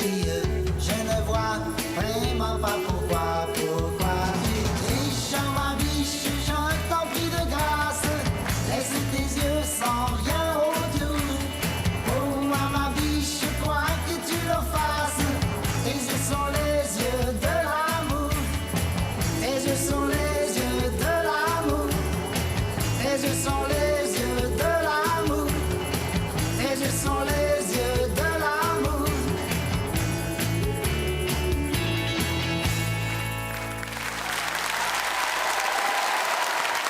Franck Alamo, biche ma biche. Bonsoir Franck. Bonsoir. C'est la version originale? Non, c'est une nouvelle version que j'ai enregistrée il y a au moins 3 mois ou 4 mois aux États-Unis. C'est l'album que j'ai là? C'est ça. Et comment se fait-il? On va faire les comptes. J'ai voulu essayer de rechanter 25 ans après. Voilà, c'est ce que j'allais dire, 25 ans. Avec la même voix, on l'a remarqué ici au sein de l'équipe. Presque la même voix, presque la même voix. À quoi vous font penser ces voitures, notamment la bébé Peugeot, là, qui était celle du ça départ? c'est superbe, ça c'est génial. Ça. La petite bleue au départ. J'ai cru que c'était un jouet au départ. C'est pas un jouet, c'est une vraie voiture. C'est une vraie voiture, j'ai vu il y a des pédales. Tiens, je vais vous poser une colle, celle-là, là, cette voiture. À votre avis, qu'est-ce que c'est, Franck? À Vous qui êtes un première vue, spécialiste. on dirait une coccinelle. Faux. Faux, ouais. Ah, faux. Ça n'est pas une coccinelle. Montrez-nous, Gilles, s'il vous plaît. Regardez. C'est une Mercedes. Et oui. Incroyable. Et en fait, c'est une Mercedes qui a été dessinée par Ferdinand Porsche. Et donc, elle a commencé par s'appeler Mercedes, bien entendu. Et beaucoup plus tard, elle est devenue la coccinelle. Mais c'est vrai qu'il y a un cousinage très proche, qu'elles se ressemblent. Vous êtes toujours dans l'automobile, mon cher Franck? Toujours. Mes petites Dallas se portent très bien. Oui. Avec des moteurs identiques à celles de la bébé Peugeot? Absolument, des 205 Peugeot. Malheureusement, je ne peux pas les mettre dans un musée. Enfin, j'espère qu'elles seront d'ici très loin dans un musée. Parce que... D'une 50aine d'années ou un petit siècle. J'espère. Voilà une voiture qui pourra enrichir la collection aux côtés d'une Bugatti comme celle-là. Notre ami, restez avec nous Franck, parce que notre ami Dan Bolander, que vous connaissez, qui est un drôle de numéro, est allé embêter les habitantes et les habitants de Mulhouse. 1000 excuses de la part de l'équipe de Sacrée Soirée. Qu'est-ce qu'il a fait, Dan? Il est allé à la gare cet après-midi à Mulhouse. Il s'est dirigé vers n'importe quelle voiture en pensant que c'était un taxi, alors qu'il ne s'agissait, vous allez le comprendre, absolument pas d'un taxi. Regardez et 1000 excuses. Ah, taxi. Taxi. Bonjour, je vais au musée de l'auto. S'il vous plaît. Je ne suis pas taxi, monsieur. Pardon? Je vais au musée de l'automobile. Je suis très pressé, hein, si on pouvait y aller vite. Je ne suis pas taxi. J'ai juste un bagage. Je ne suis pas taxi. Elle ne fait pas taxi, elle nous a ramenés jusqu'à la gare. C'est vous le taxi? Mais non. Vous êtes chauffeur de taxi? Mais non. Je mets ça dans le coffre. Il est parlé celui-là ou quoi? On n'est pas de taxi. Vous êtes chauffeur de... C'est un chauffeur de taxi? On n'est pas de chauffeur de taxi, alors dégagez, hop. Mais je vous dis que je suis pas taxi, monsieur. Vous êtes taxi? Je suis docteur, je suis pas taxi, merde alors. Non, je suis pas taxi, moi. Si, vous êtes un taxi? Non. Je vais au musée de l'automobile, là. Ouais, bah allez voir ailleurs. Vous êtes taxi? Vous rigolez ou quoi? Vous êtes chauffeur de taxi? Pardon? Je vais au musée de l'automobile. Là, on est gendarme, monsieur. Vous avez déjà vu des chauffeurs de taxi Vous êtes de quelle nationalité, monsieur? Pardon? Vous êtes de quelle nationalité? Je viens de Paris. Ouais, et vous n'avez pas de gendarme là-bas? Non. Vous avez déjà vu des taxis 4 chevaux, vous? Oui. Pardon? Les taxis, ils Oui. sont là-bas. Je vais au musée de Mais alors l'automobile. allez là-bas! Là-bas! Je vais au musée de l'automobile. Eh bien allez-y! Moi je vous empêche pas d'y aller. Est-ce que vous voyez un panneau taxi là sur la voiture? Pourquoi vous l'avez enlevé? Vous avez retiré votre... Écoute-toi, tu dégages, vite fait bien fait. Hein. Là, ce que- S'il te plaît, tu vas pas surtout les oreilles longtemps. Ça fait une demi-heure que t'as emmerdé les gens, dégage. Hein. Mais oui, parce que je fais une caméra cachée et je suis obligé d'emmerder les gens, c'est pour ça. C'est bien, oui, mais c'est bien, c'est très bien. Ils s'en foutent. Hein.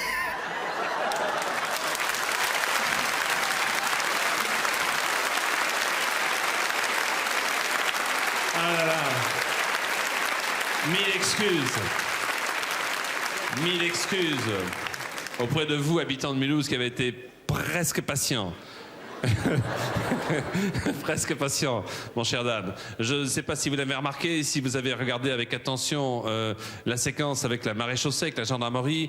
Le jeune homme qui était à côté aurait eu quelques difficultés ce soir à applaudir. Mais enfin, on n'a pas fait de gros plan. Sans doute qu'il allait faire un voyage qui ne l'amenait pas ici au musée de l'automobile. Dan Bolander, que je vous demande d'applaudir. Dan. Alors. Le chemin de fer maintenant, ce magnifique musée du chemin de fer ici à Mulhouse. Franck et mesdames, messieurs, regardez les images que nous avons tournées et ensuite vous verrez une belle chanson. Tout d'abord, cette voiture, c'est l'intérieur du salon du PLM utilisé par Joffre pendant la guerre de 14-18. Pour ses réunions d'état-major, il allait en effet de site en site, de gare en gare sur des lieux. Et allez-y, voilà. C'est ici que Joffre tenait ses réunions d'état-major.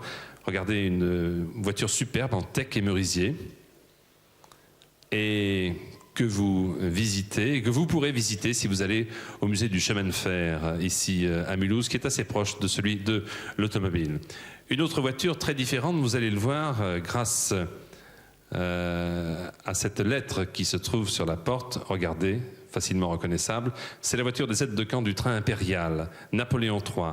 Une décoration de Viollet-le-Duc, avec des dorures exceptionnelles à leur fin. Voilà, vous êtes à l'intérieur du train de l'empereur Napoléon III. Ici, la pharmacie de son aide de camp, au cas où l'empereur a un malaise, de quoi le soigner, de quoi préparer quelques médecines, des dorures à leur fin, je vous le disais, du bois d'olivier gravé. Et après l'empereur, après le N de Napoléon, nous passons à la République, avec le train de la République numéro 1 et numéro 2. Regardez ce train de la République, des voitures présidentielles Art déco, avec des verres de Lalique, des incrustations de nacre pour certaines de ces décorations. Et la voiture que vous allez voir dans un instant et que nous allons visiter, regardez d'abord les verres Lalique, absolument magnifiques, restaurés par les cheminots de la SNCF qui travaillent ici à ce musée du train. Ici, la voiture du général de Gaulle, donc, qui a été utilisée, son salon où il pouvait se reposer avec son épouse. Et nous allons passer dans la pièce d'à côté qui était le bureau de travail du général de Gaulle, avec un téléphone qui lui permettait de bavarder avec d'autres pièces du train, et même avec le palais de l'Élysée par liaison spéciale. Et ce lit, le lit rallongé, comme dans toutes les préfectures à l'époque, était le lit du général à bord du train présidentiel. Voilà donc des objets uniques que vous pourrez visiter, et tout comme ceux que vous avez peut-être fréquentés si vous êtes un petit peu moins jeune, le Paris-Bordeaux qui était le drapeau. Il y avait également le train bleu, il y avait également des trains qui s'appelaient la Flèche du Nord. Voilà une voiture-restaurant que nous appelons ici à Sacré-Seurat type Louvain, car Gérard Louvain a été maître d'hôtel dans les wagons-lits, et il nous raconte, hélas, soirée après soirée, toujours les mêmes anecdotes depuis une trentaine d'années. C'est là qu'il servait une clientèle aisée, élégantissime, et qui était exigeante quant à la nourriture préparée. Vous l'avez vu dans une cuisine avec des cuivres rutilants. Allez le visiter, ce musée du train, il est magnifique. C'est super. Biche ma biche, après Franck Alamo, avec ses chansons qui ont été réenregistrées il y a quelques temps. Nous y allons au musée du train. Elle aussi va chanter en direct. Vous allez le voir, c'est un grand succès. Oh, vous connaissez Si j'étais un homme. Je vous demande de l'applaudir et de l'accueillir. Voici Diane Tell, en direct depuis le musée du train. Diane Tell.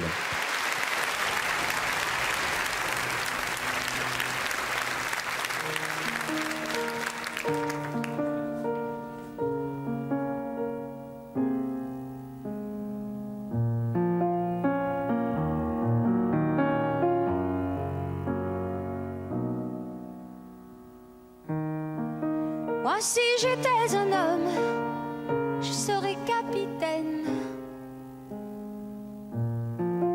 d'un bateau vert et blanc, d'une élégance rare et plus fort que l'ébène. Pour les trop mauvais temps, je t'emmènerai en voyage, voir les plus beaux pays du monde.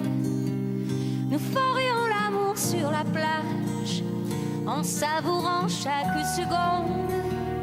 Mon corps engourdi s'enflamme, jusqu'à s'endormir dans tes bras.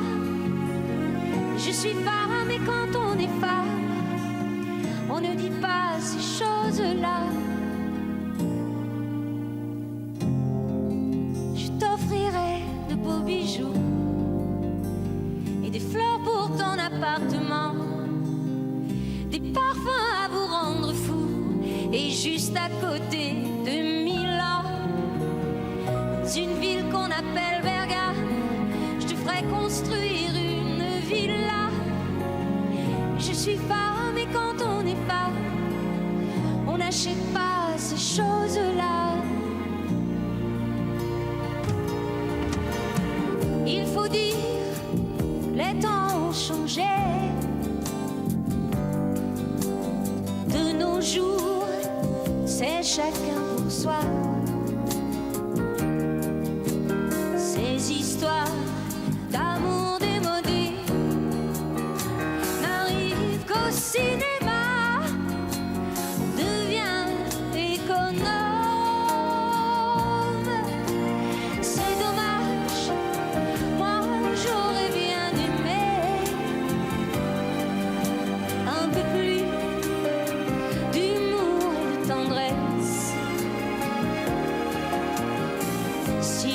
hommes n'étaient pas si pressés, ni de prendre maîtresse.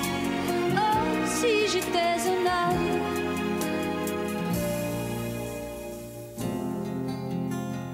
Je t'appellerai tous les jours, rien que pour entendre ta voix.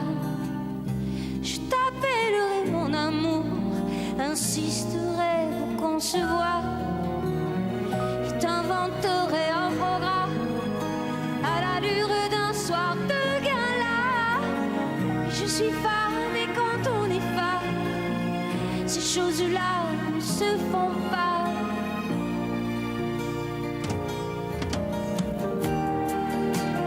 Il faut dire que les temps ont changé.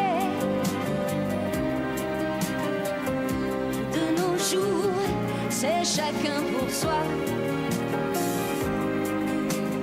Ces histoires d'amour démodé n'arrivent qu'au cinéma. Deviens économe.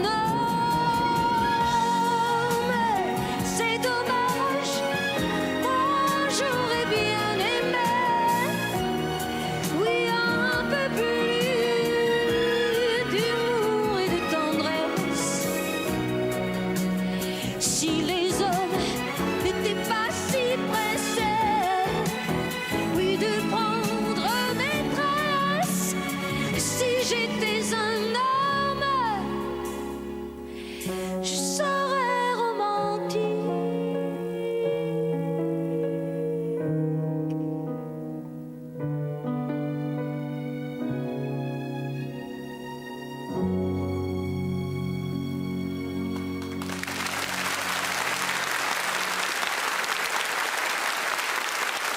Diane Tell.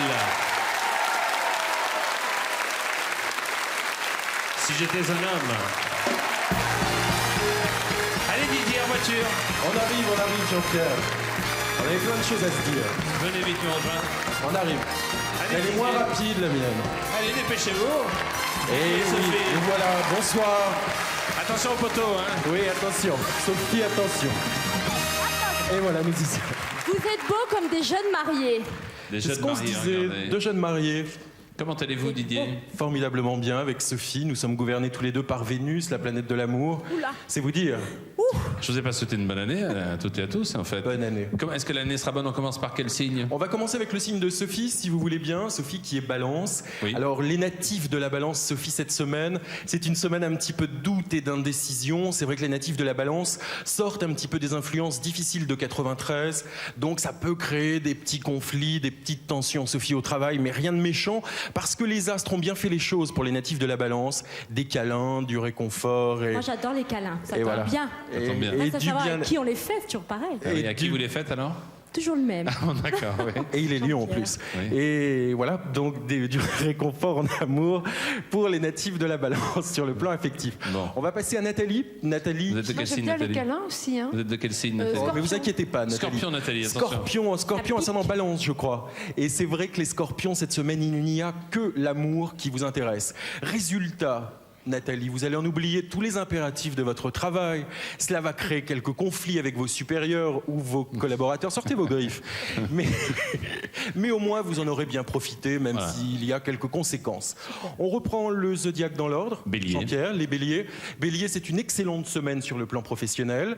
Les béliers vont pouvoir marquer des points importants. L'horizon se dégage. Et pour nos amis béliers qui avaient des petites difficultés de budget, des petites difficultés de trésorerie, des petits problèmes administratifs, ça arrive, Sophie. Eh bien, cette semaine, les béliers y voient un petit peu plus clair, et même en amour, c'est le grand équilibre. Très bien. Les taureaux. Les taureaux, on est en grande forme cette semaine. Les taureaux, résultat, vous avez tendance à tourner en rond, vous ne tenez pas en place. Attention de ne pas vous égarer, attention de ne pas vous disperser au travail. Et en amour, elle se rapproche. Et en amour, natif taureau, c'est... Vous savez que je suis taureau en plus, Sophie, faites C'est bien pour ça attention. que je me rapproche. vous êtes- C'est la semaine des aventures. Les gémeaux. Les Gémeaux. Est-ce qu'il y a des, pardon, des Peut-être taureaux? m'éloigner, Est-ce qu'il y a- moi, hein. est-ce qu'il y a des taureaux Sophie, ici pour qui rapprochez-vous, ça sera la semaine des aventures? Est-ce qu'il y a des taureaux dans la Est-ce qu'il y salle? a des taureaux parmi nous? ce soir. C'est dangereux pour la Il y en a pas balance, mal, non? bah oui. Le mari de Nathalie est Taureau, donc c'est la semaine des Non, aventures. pas pour lui. d'aventure, chérie. Ensuite. Mais où Les Gémeaux, c'est une semaine très chaude. Les Gémeaux, votre pouvoir de séduction est à l'honneur, votre charme aussi. Résultat, les natifs... Merci C'est Gilles Gilles Amado. Amado, oui, Et continue. oui, qui est Gémeaux. Les natifs Gémeaux célibataires, c'est l'occasion ou jamais de rencontrer l'âme sœur. Moi, j'essaye pas parce qu'on va se planter, Sophie. Donc moi c'est mon ascendant, donc balance je cartonne, Gémeaux C'est balance chaud les aussi. câlins, Gémeaux c'est chaud.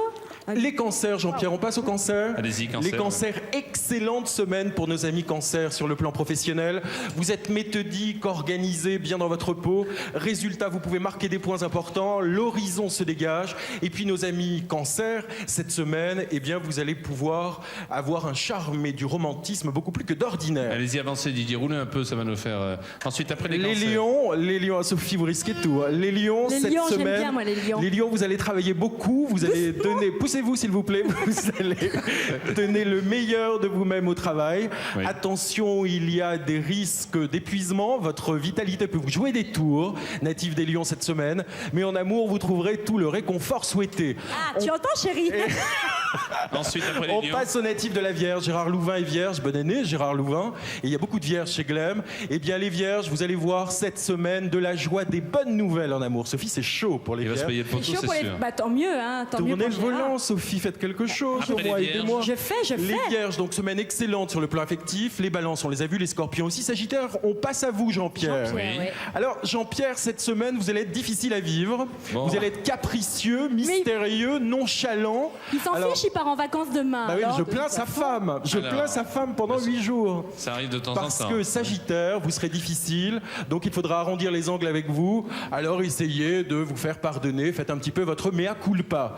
On passe aux Capricornes où tout va bien. Les Capricornes trouvent même des solutions à leurs problèmes administratifs, juridiques. Là, mais oui, va, moi j'ai mal au cœur, Soyez Jean-Pierre. sérieux. financier. Capricorne, donc Et solution à tous les problèmes. Des solutions aux problèmes administratifs. administratifs et financiers, donc les choses s'arrangent pour les Capricornes. Je fais encore un tour. Hein. Oui. Les Capricornes, donc les choses s'arrangent sur le plan financier et administratif.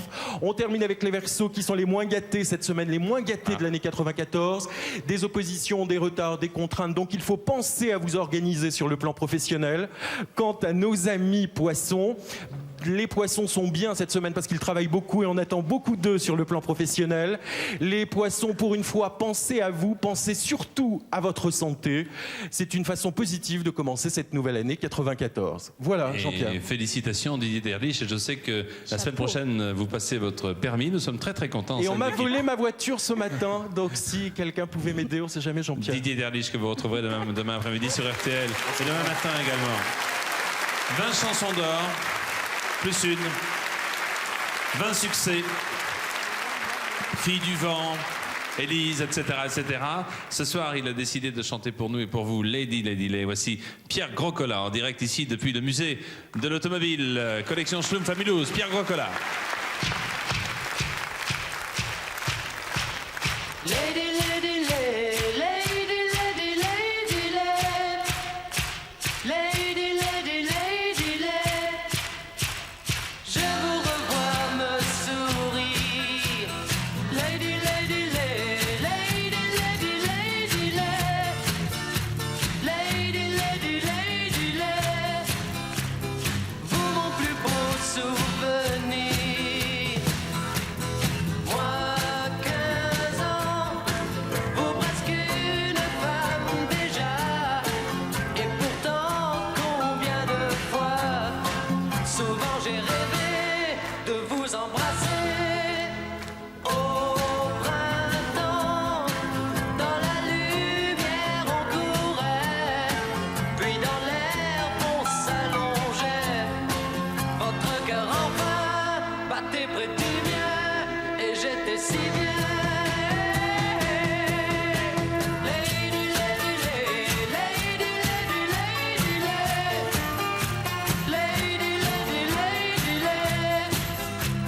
Je pense à vous bien souvent. Lady, lady, lay, lady, lady, lady, lay.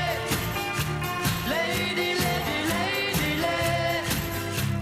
Je redeviens un enfant.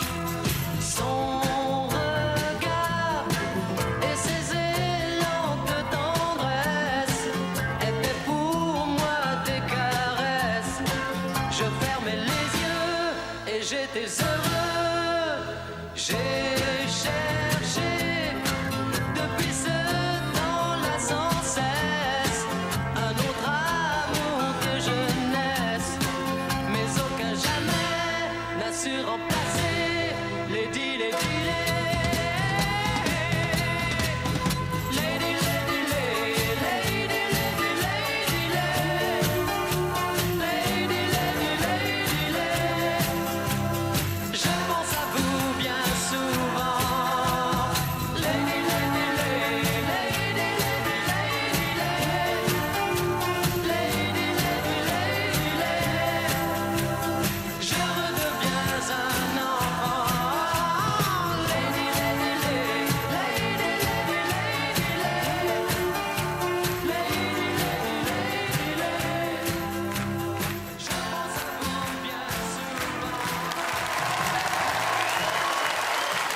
Groscola.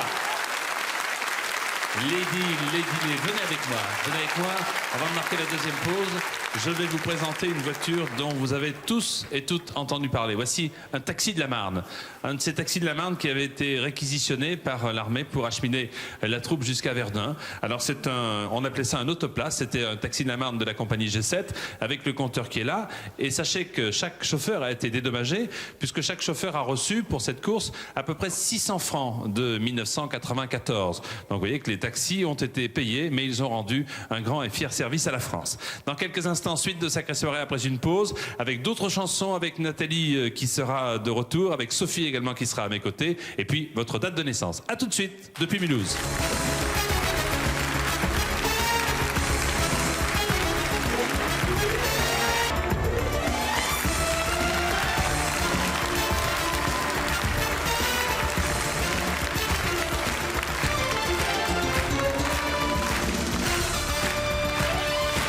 Voici le retour à Mulhouse avec une Gordini, le sorcier du boulevard Victor, Amédée Gordini, qui fut le plus grand constructeur de voitures de course français d'après-guerre.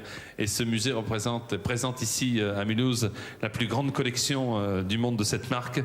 Cette voiture a gagné avec Maurice Trintignant au Mans. Vous voyez que c'est une voiture qui a gagné ça. Et c'est une voiture également qui a appartenu à Françoise Sagan. Et je peux vous raconter l'anecdote. Amédée Gordini avait, comme beaucoup de constructeurs à l'époque, d'énormes problèmes financiers. Et François Sagan l'avait appris et s'est dit, tiens, je vais aller acheter une voiture à Amédée Gordini. Elle est allée voir le sorcier du boulevard Victor en disant, je voudrais vous acheter une voiture. Monsieur Gordini lui a dit, mais attendez, mais c'est pas une voiture, c'est une voiture de course, c'est pas une voiture pour une femme. J'aimerais quand même vous l'acheter. Alors Amédée Gordini est montée dans l'atelier, est allée voir le comptable et il a dit au comptable, combien doit-on à nos créanciers?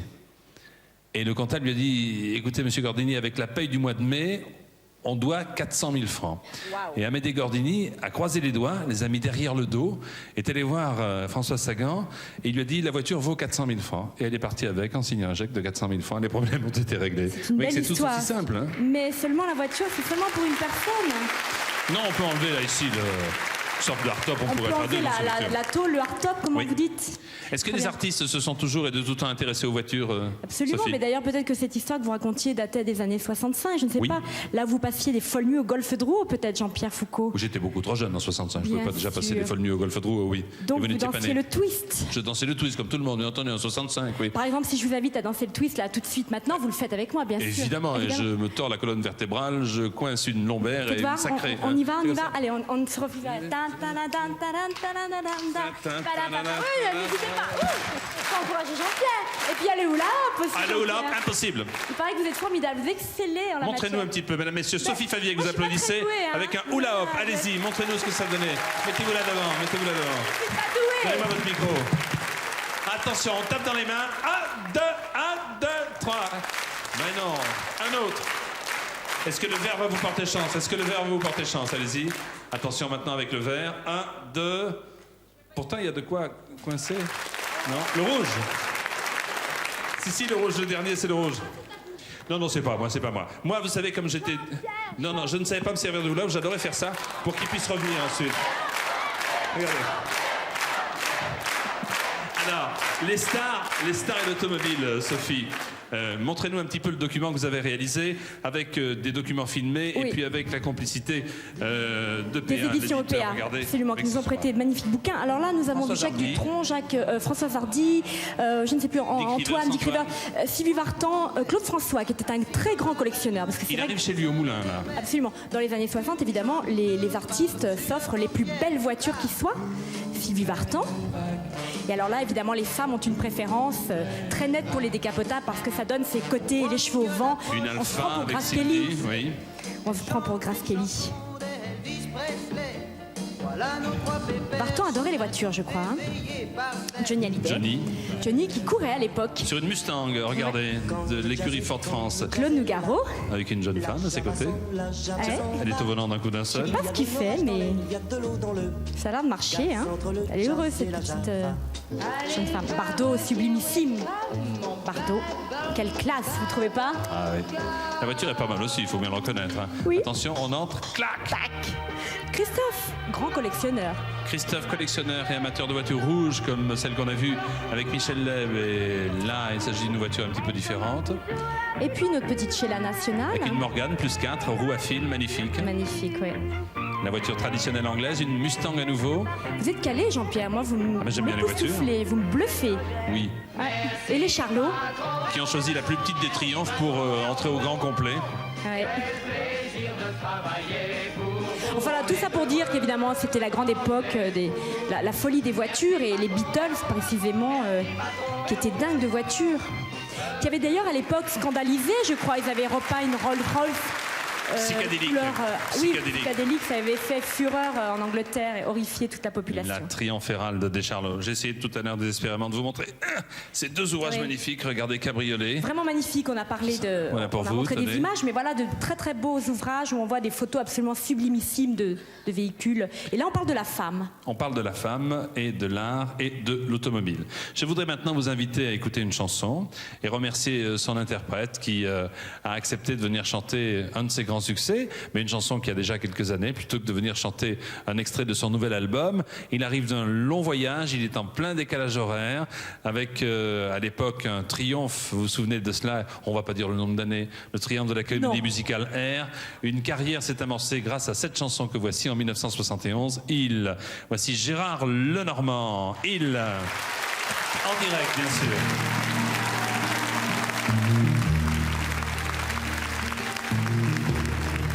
Il habite dans le froid.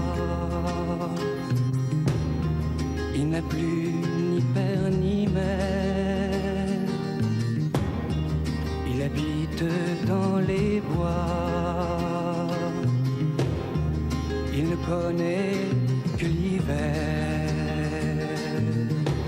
Il a 13 ans aujourd'hui. Il n'a plus un seul ami, je crois. Parfois il rêve la nuit. Parfois il coupe son bois. Oui, mais il parle aux oiseaux, au soleil et aux forêts. Oui, mais il parle aux ruisseaux parfois, quand le temps n'est pas trop froid.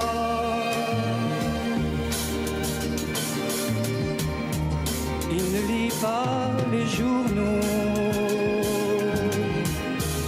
Il connaît cela par cœur déjà. Il n'écoute pas la radio. Il préfère couper son bois. Oui, mais il parle aux oiseaux,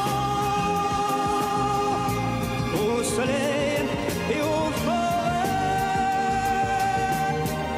Oui, mais il parle aux ruisseaux parfois, quand le temps n'est pas trop froid.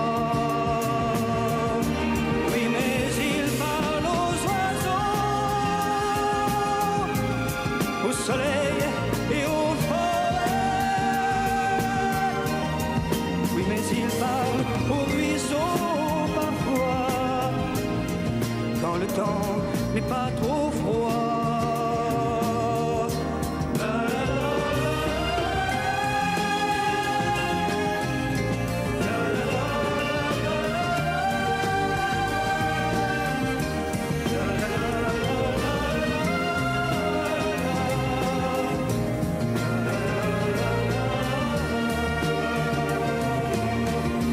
Oui, mais il parle aux oiseaux,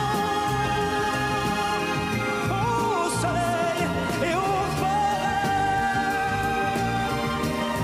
Oui, mais il parle aux ruisseaux parfois, quand le temps n'est pas trop froid.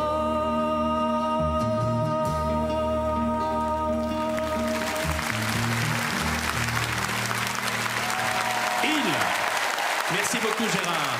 Nouvel album de Gérard Lenormand.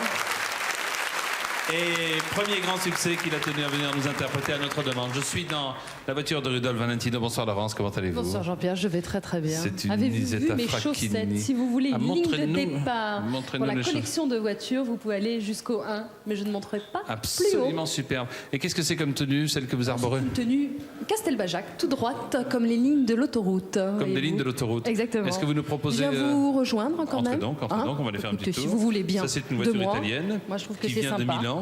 C'est le châssis Oui. numéro 1512, fabriqué en 1512, Italie. j'aurais de pu Lisetta Fracchini. Avanti. Allez, Avanti. on appuie Écoutez, sur je le me bouton. retourne. Alors, bien. j'y vais.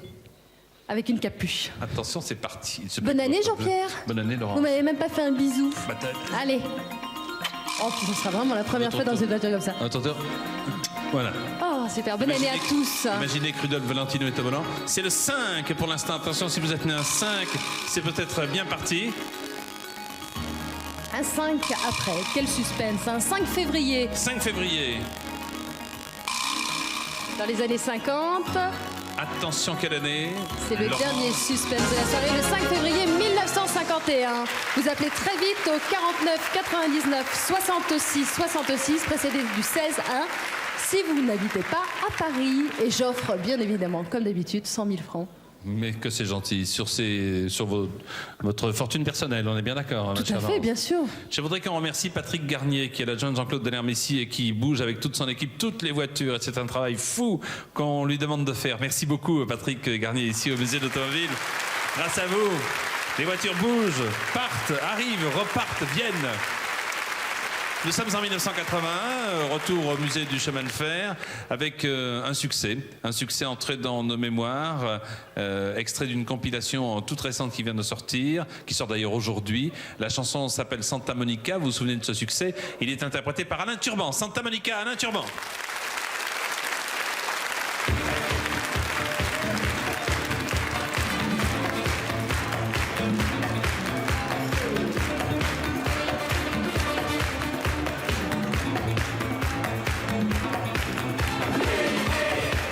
Santa Monica, hey hey. Santa Monica, hey hey. Santa Monica, hey hey. Santa Monica. Et je suis tout seul au milieu des freeways, roulant comme un fou, direction From LA. J'aperçois déjà l'eau bleue des marinas, et le Pacifique fait l'amour avec toi. Hey hey. Santa Monica, hey hey. Santa Monica, hey hey. Santa Monica, hey hey. Santa Monica. Au-delà, il y a Santa Monica, la maison de Johanna, sur la plage de rêve. Au-delà, près de Santa Monica, j'ai connu la première fois un été sur tes lèvres.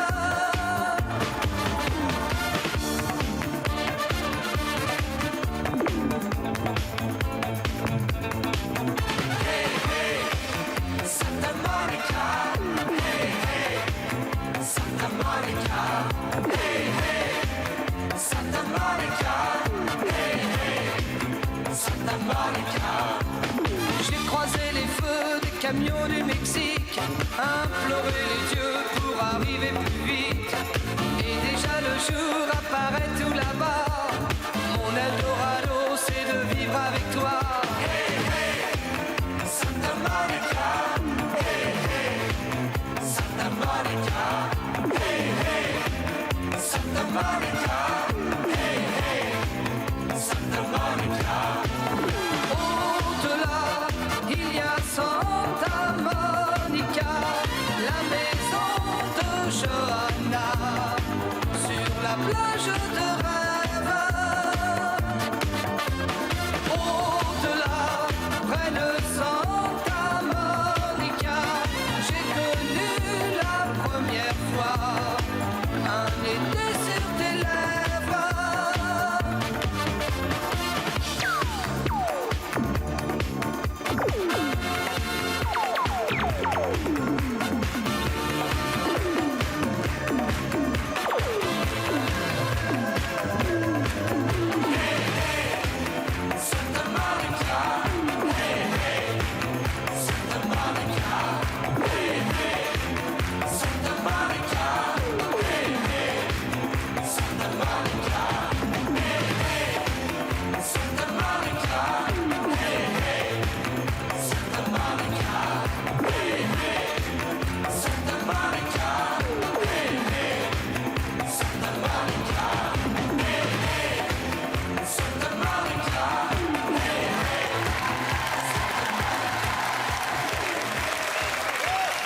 Alain Turban, avec la compilation de ses succès, Santa Monica, Maître Guel. Bonsoir Jean-Pierre. Jean-Louis Hoguel, SVP, bonsoir, comment allez-vous, maître? Bonsoir Jean-Pierre, bonsoir à tous. Nous allons tous très bien ce soir. Alors, est-ce qu'une personne est née à la bonne date au mois de février? Vous nous rappelez la date, s'il vous plaît? 5 février 1951. 5 février 51, oui. Gérard Weber qui nous appelle de Guénange, dans la banlieue de Metz, en Moselle. Gérard, Metz. Gérard, bonsoir Gérard. Oui, bonsoir. Vous me confirmez votre date de naissance, Gérard, s'il vous plaît? Oui, le 5-2-51. Eh bien, vous gagnez 100 000 francs offerts par Sacrée Soirée. Et ça, je vous remercie.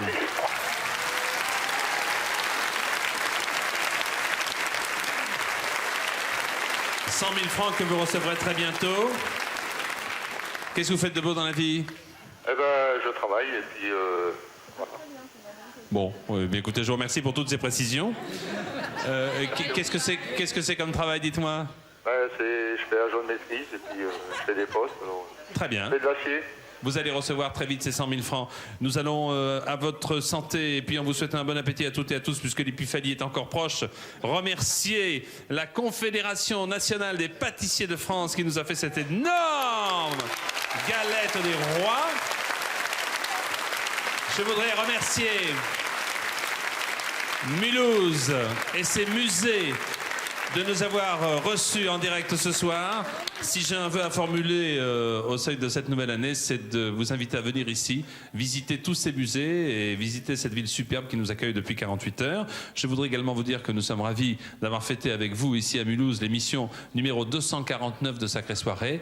Et nous sommes très heureux de vous inviter mercredi prochain à suivre une date importante pour nous et peut-être pour vous, la 250e de l'émission avec les plus grands moments des 7 ans que nous avons passés ensemble. Bonsoir, dans un instant, un sujet plus grave.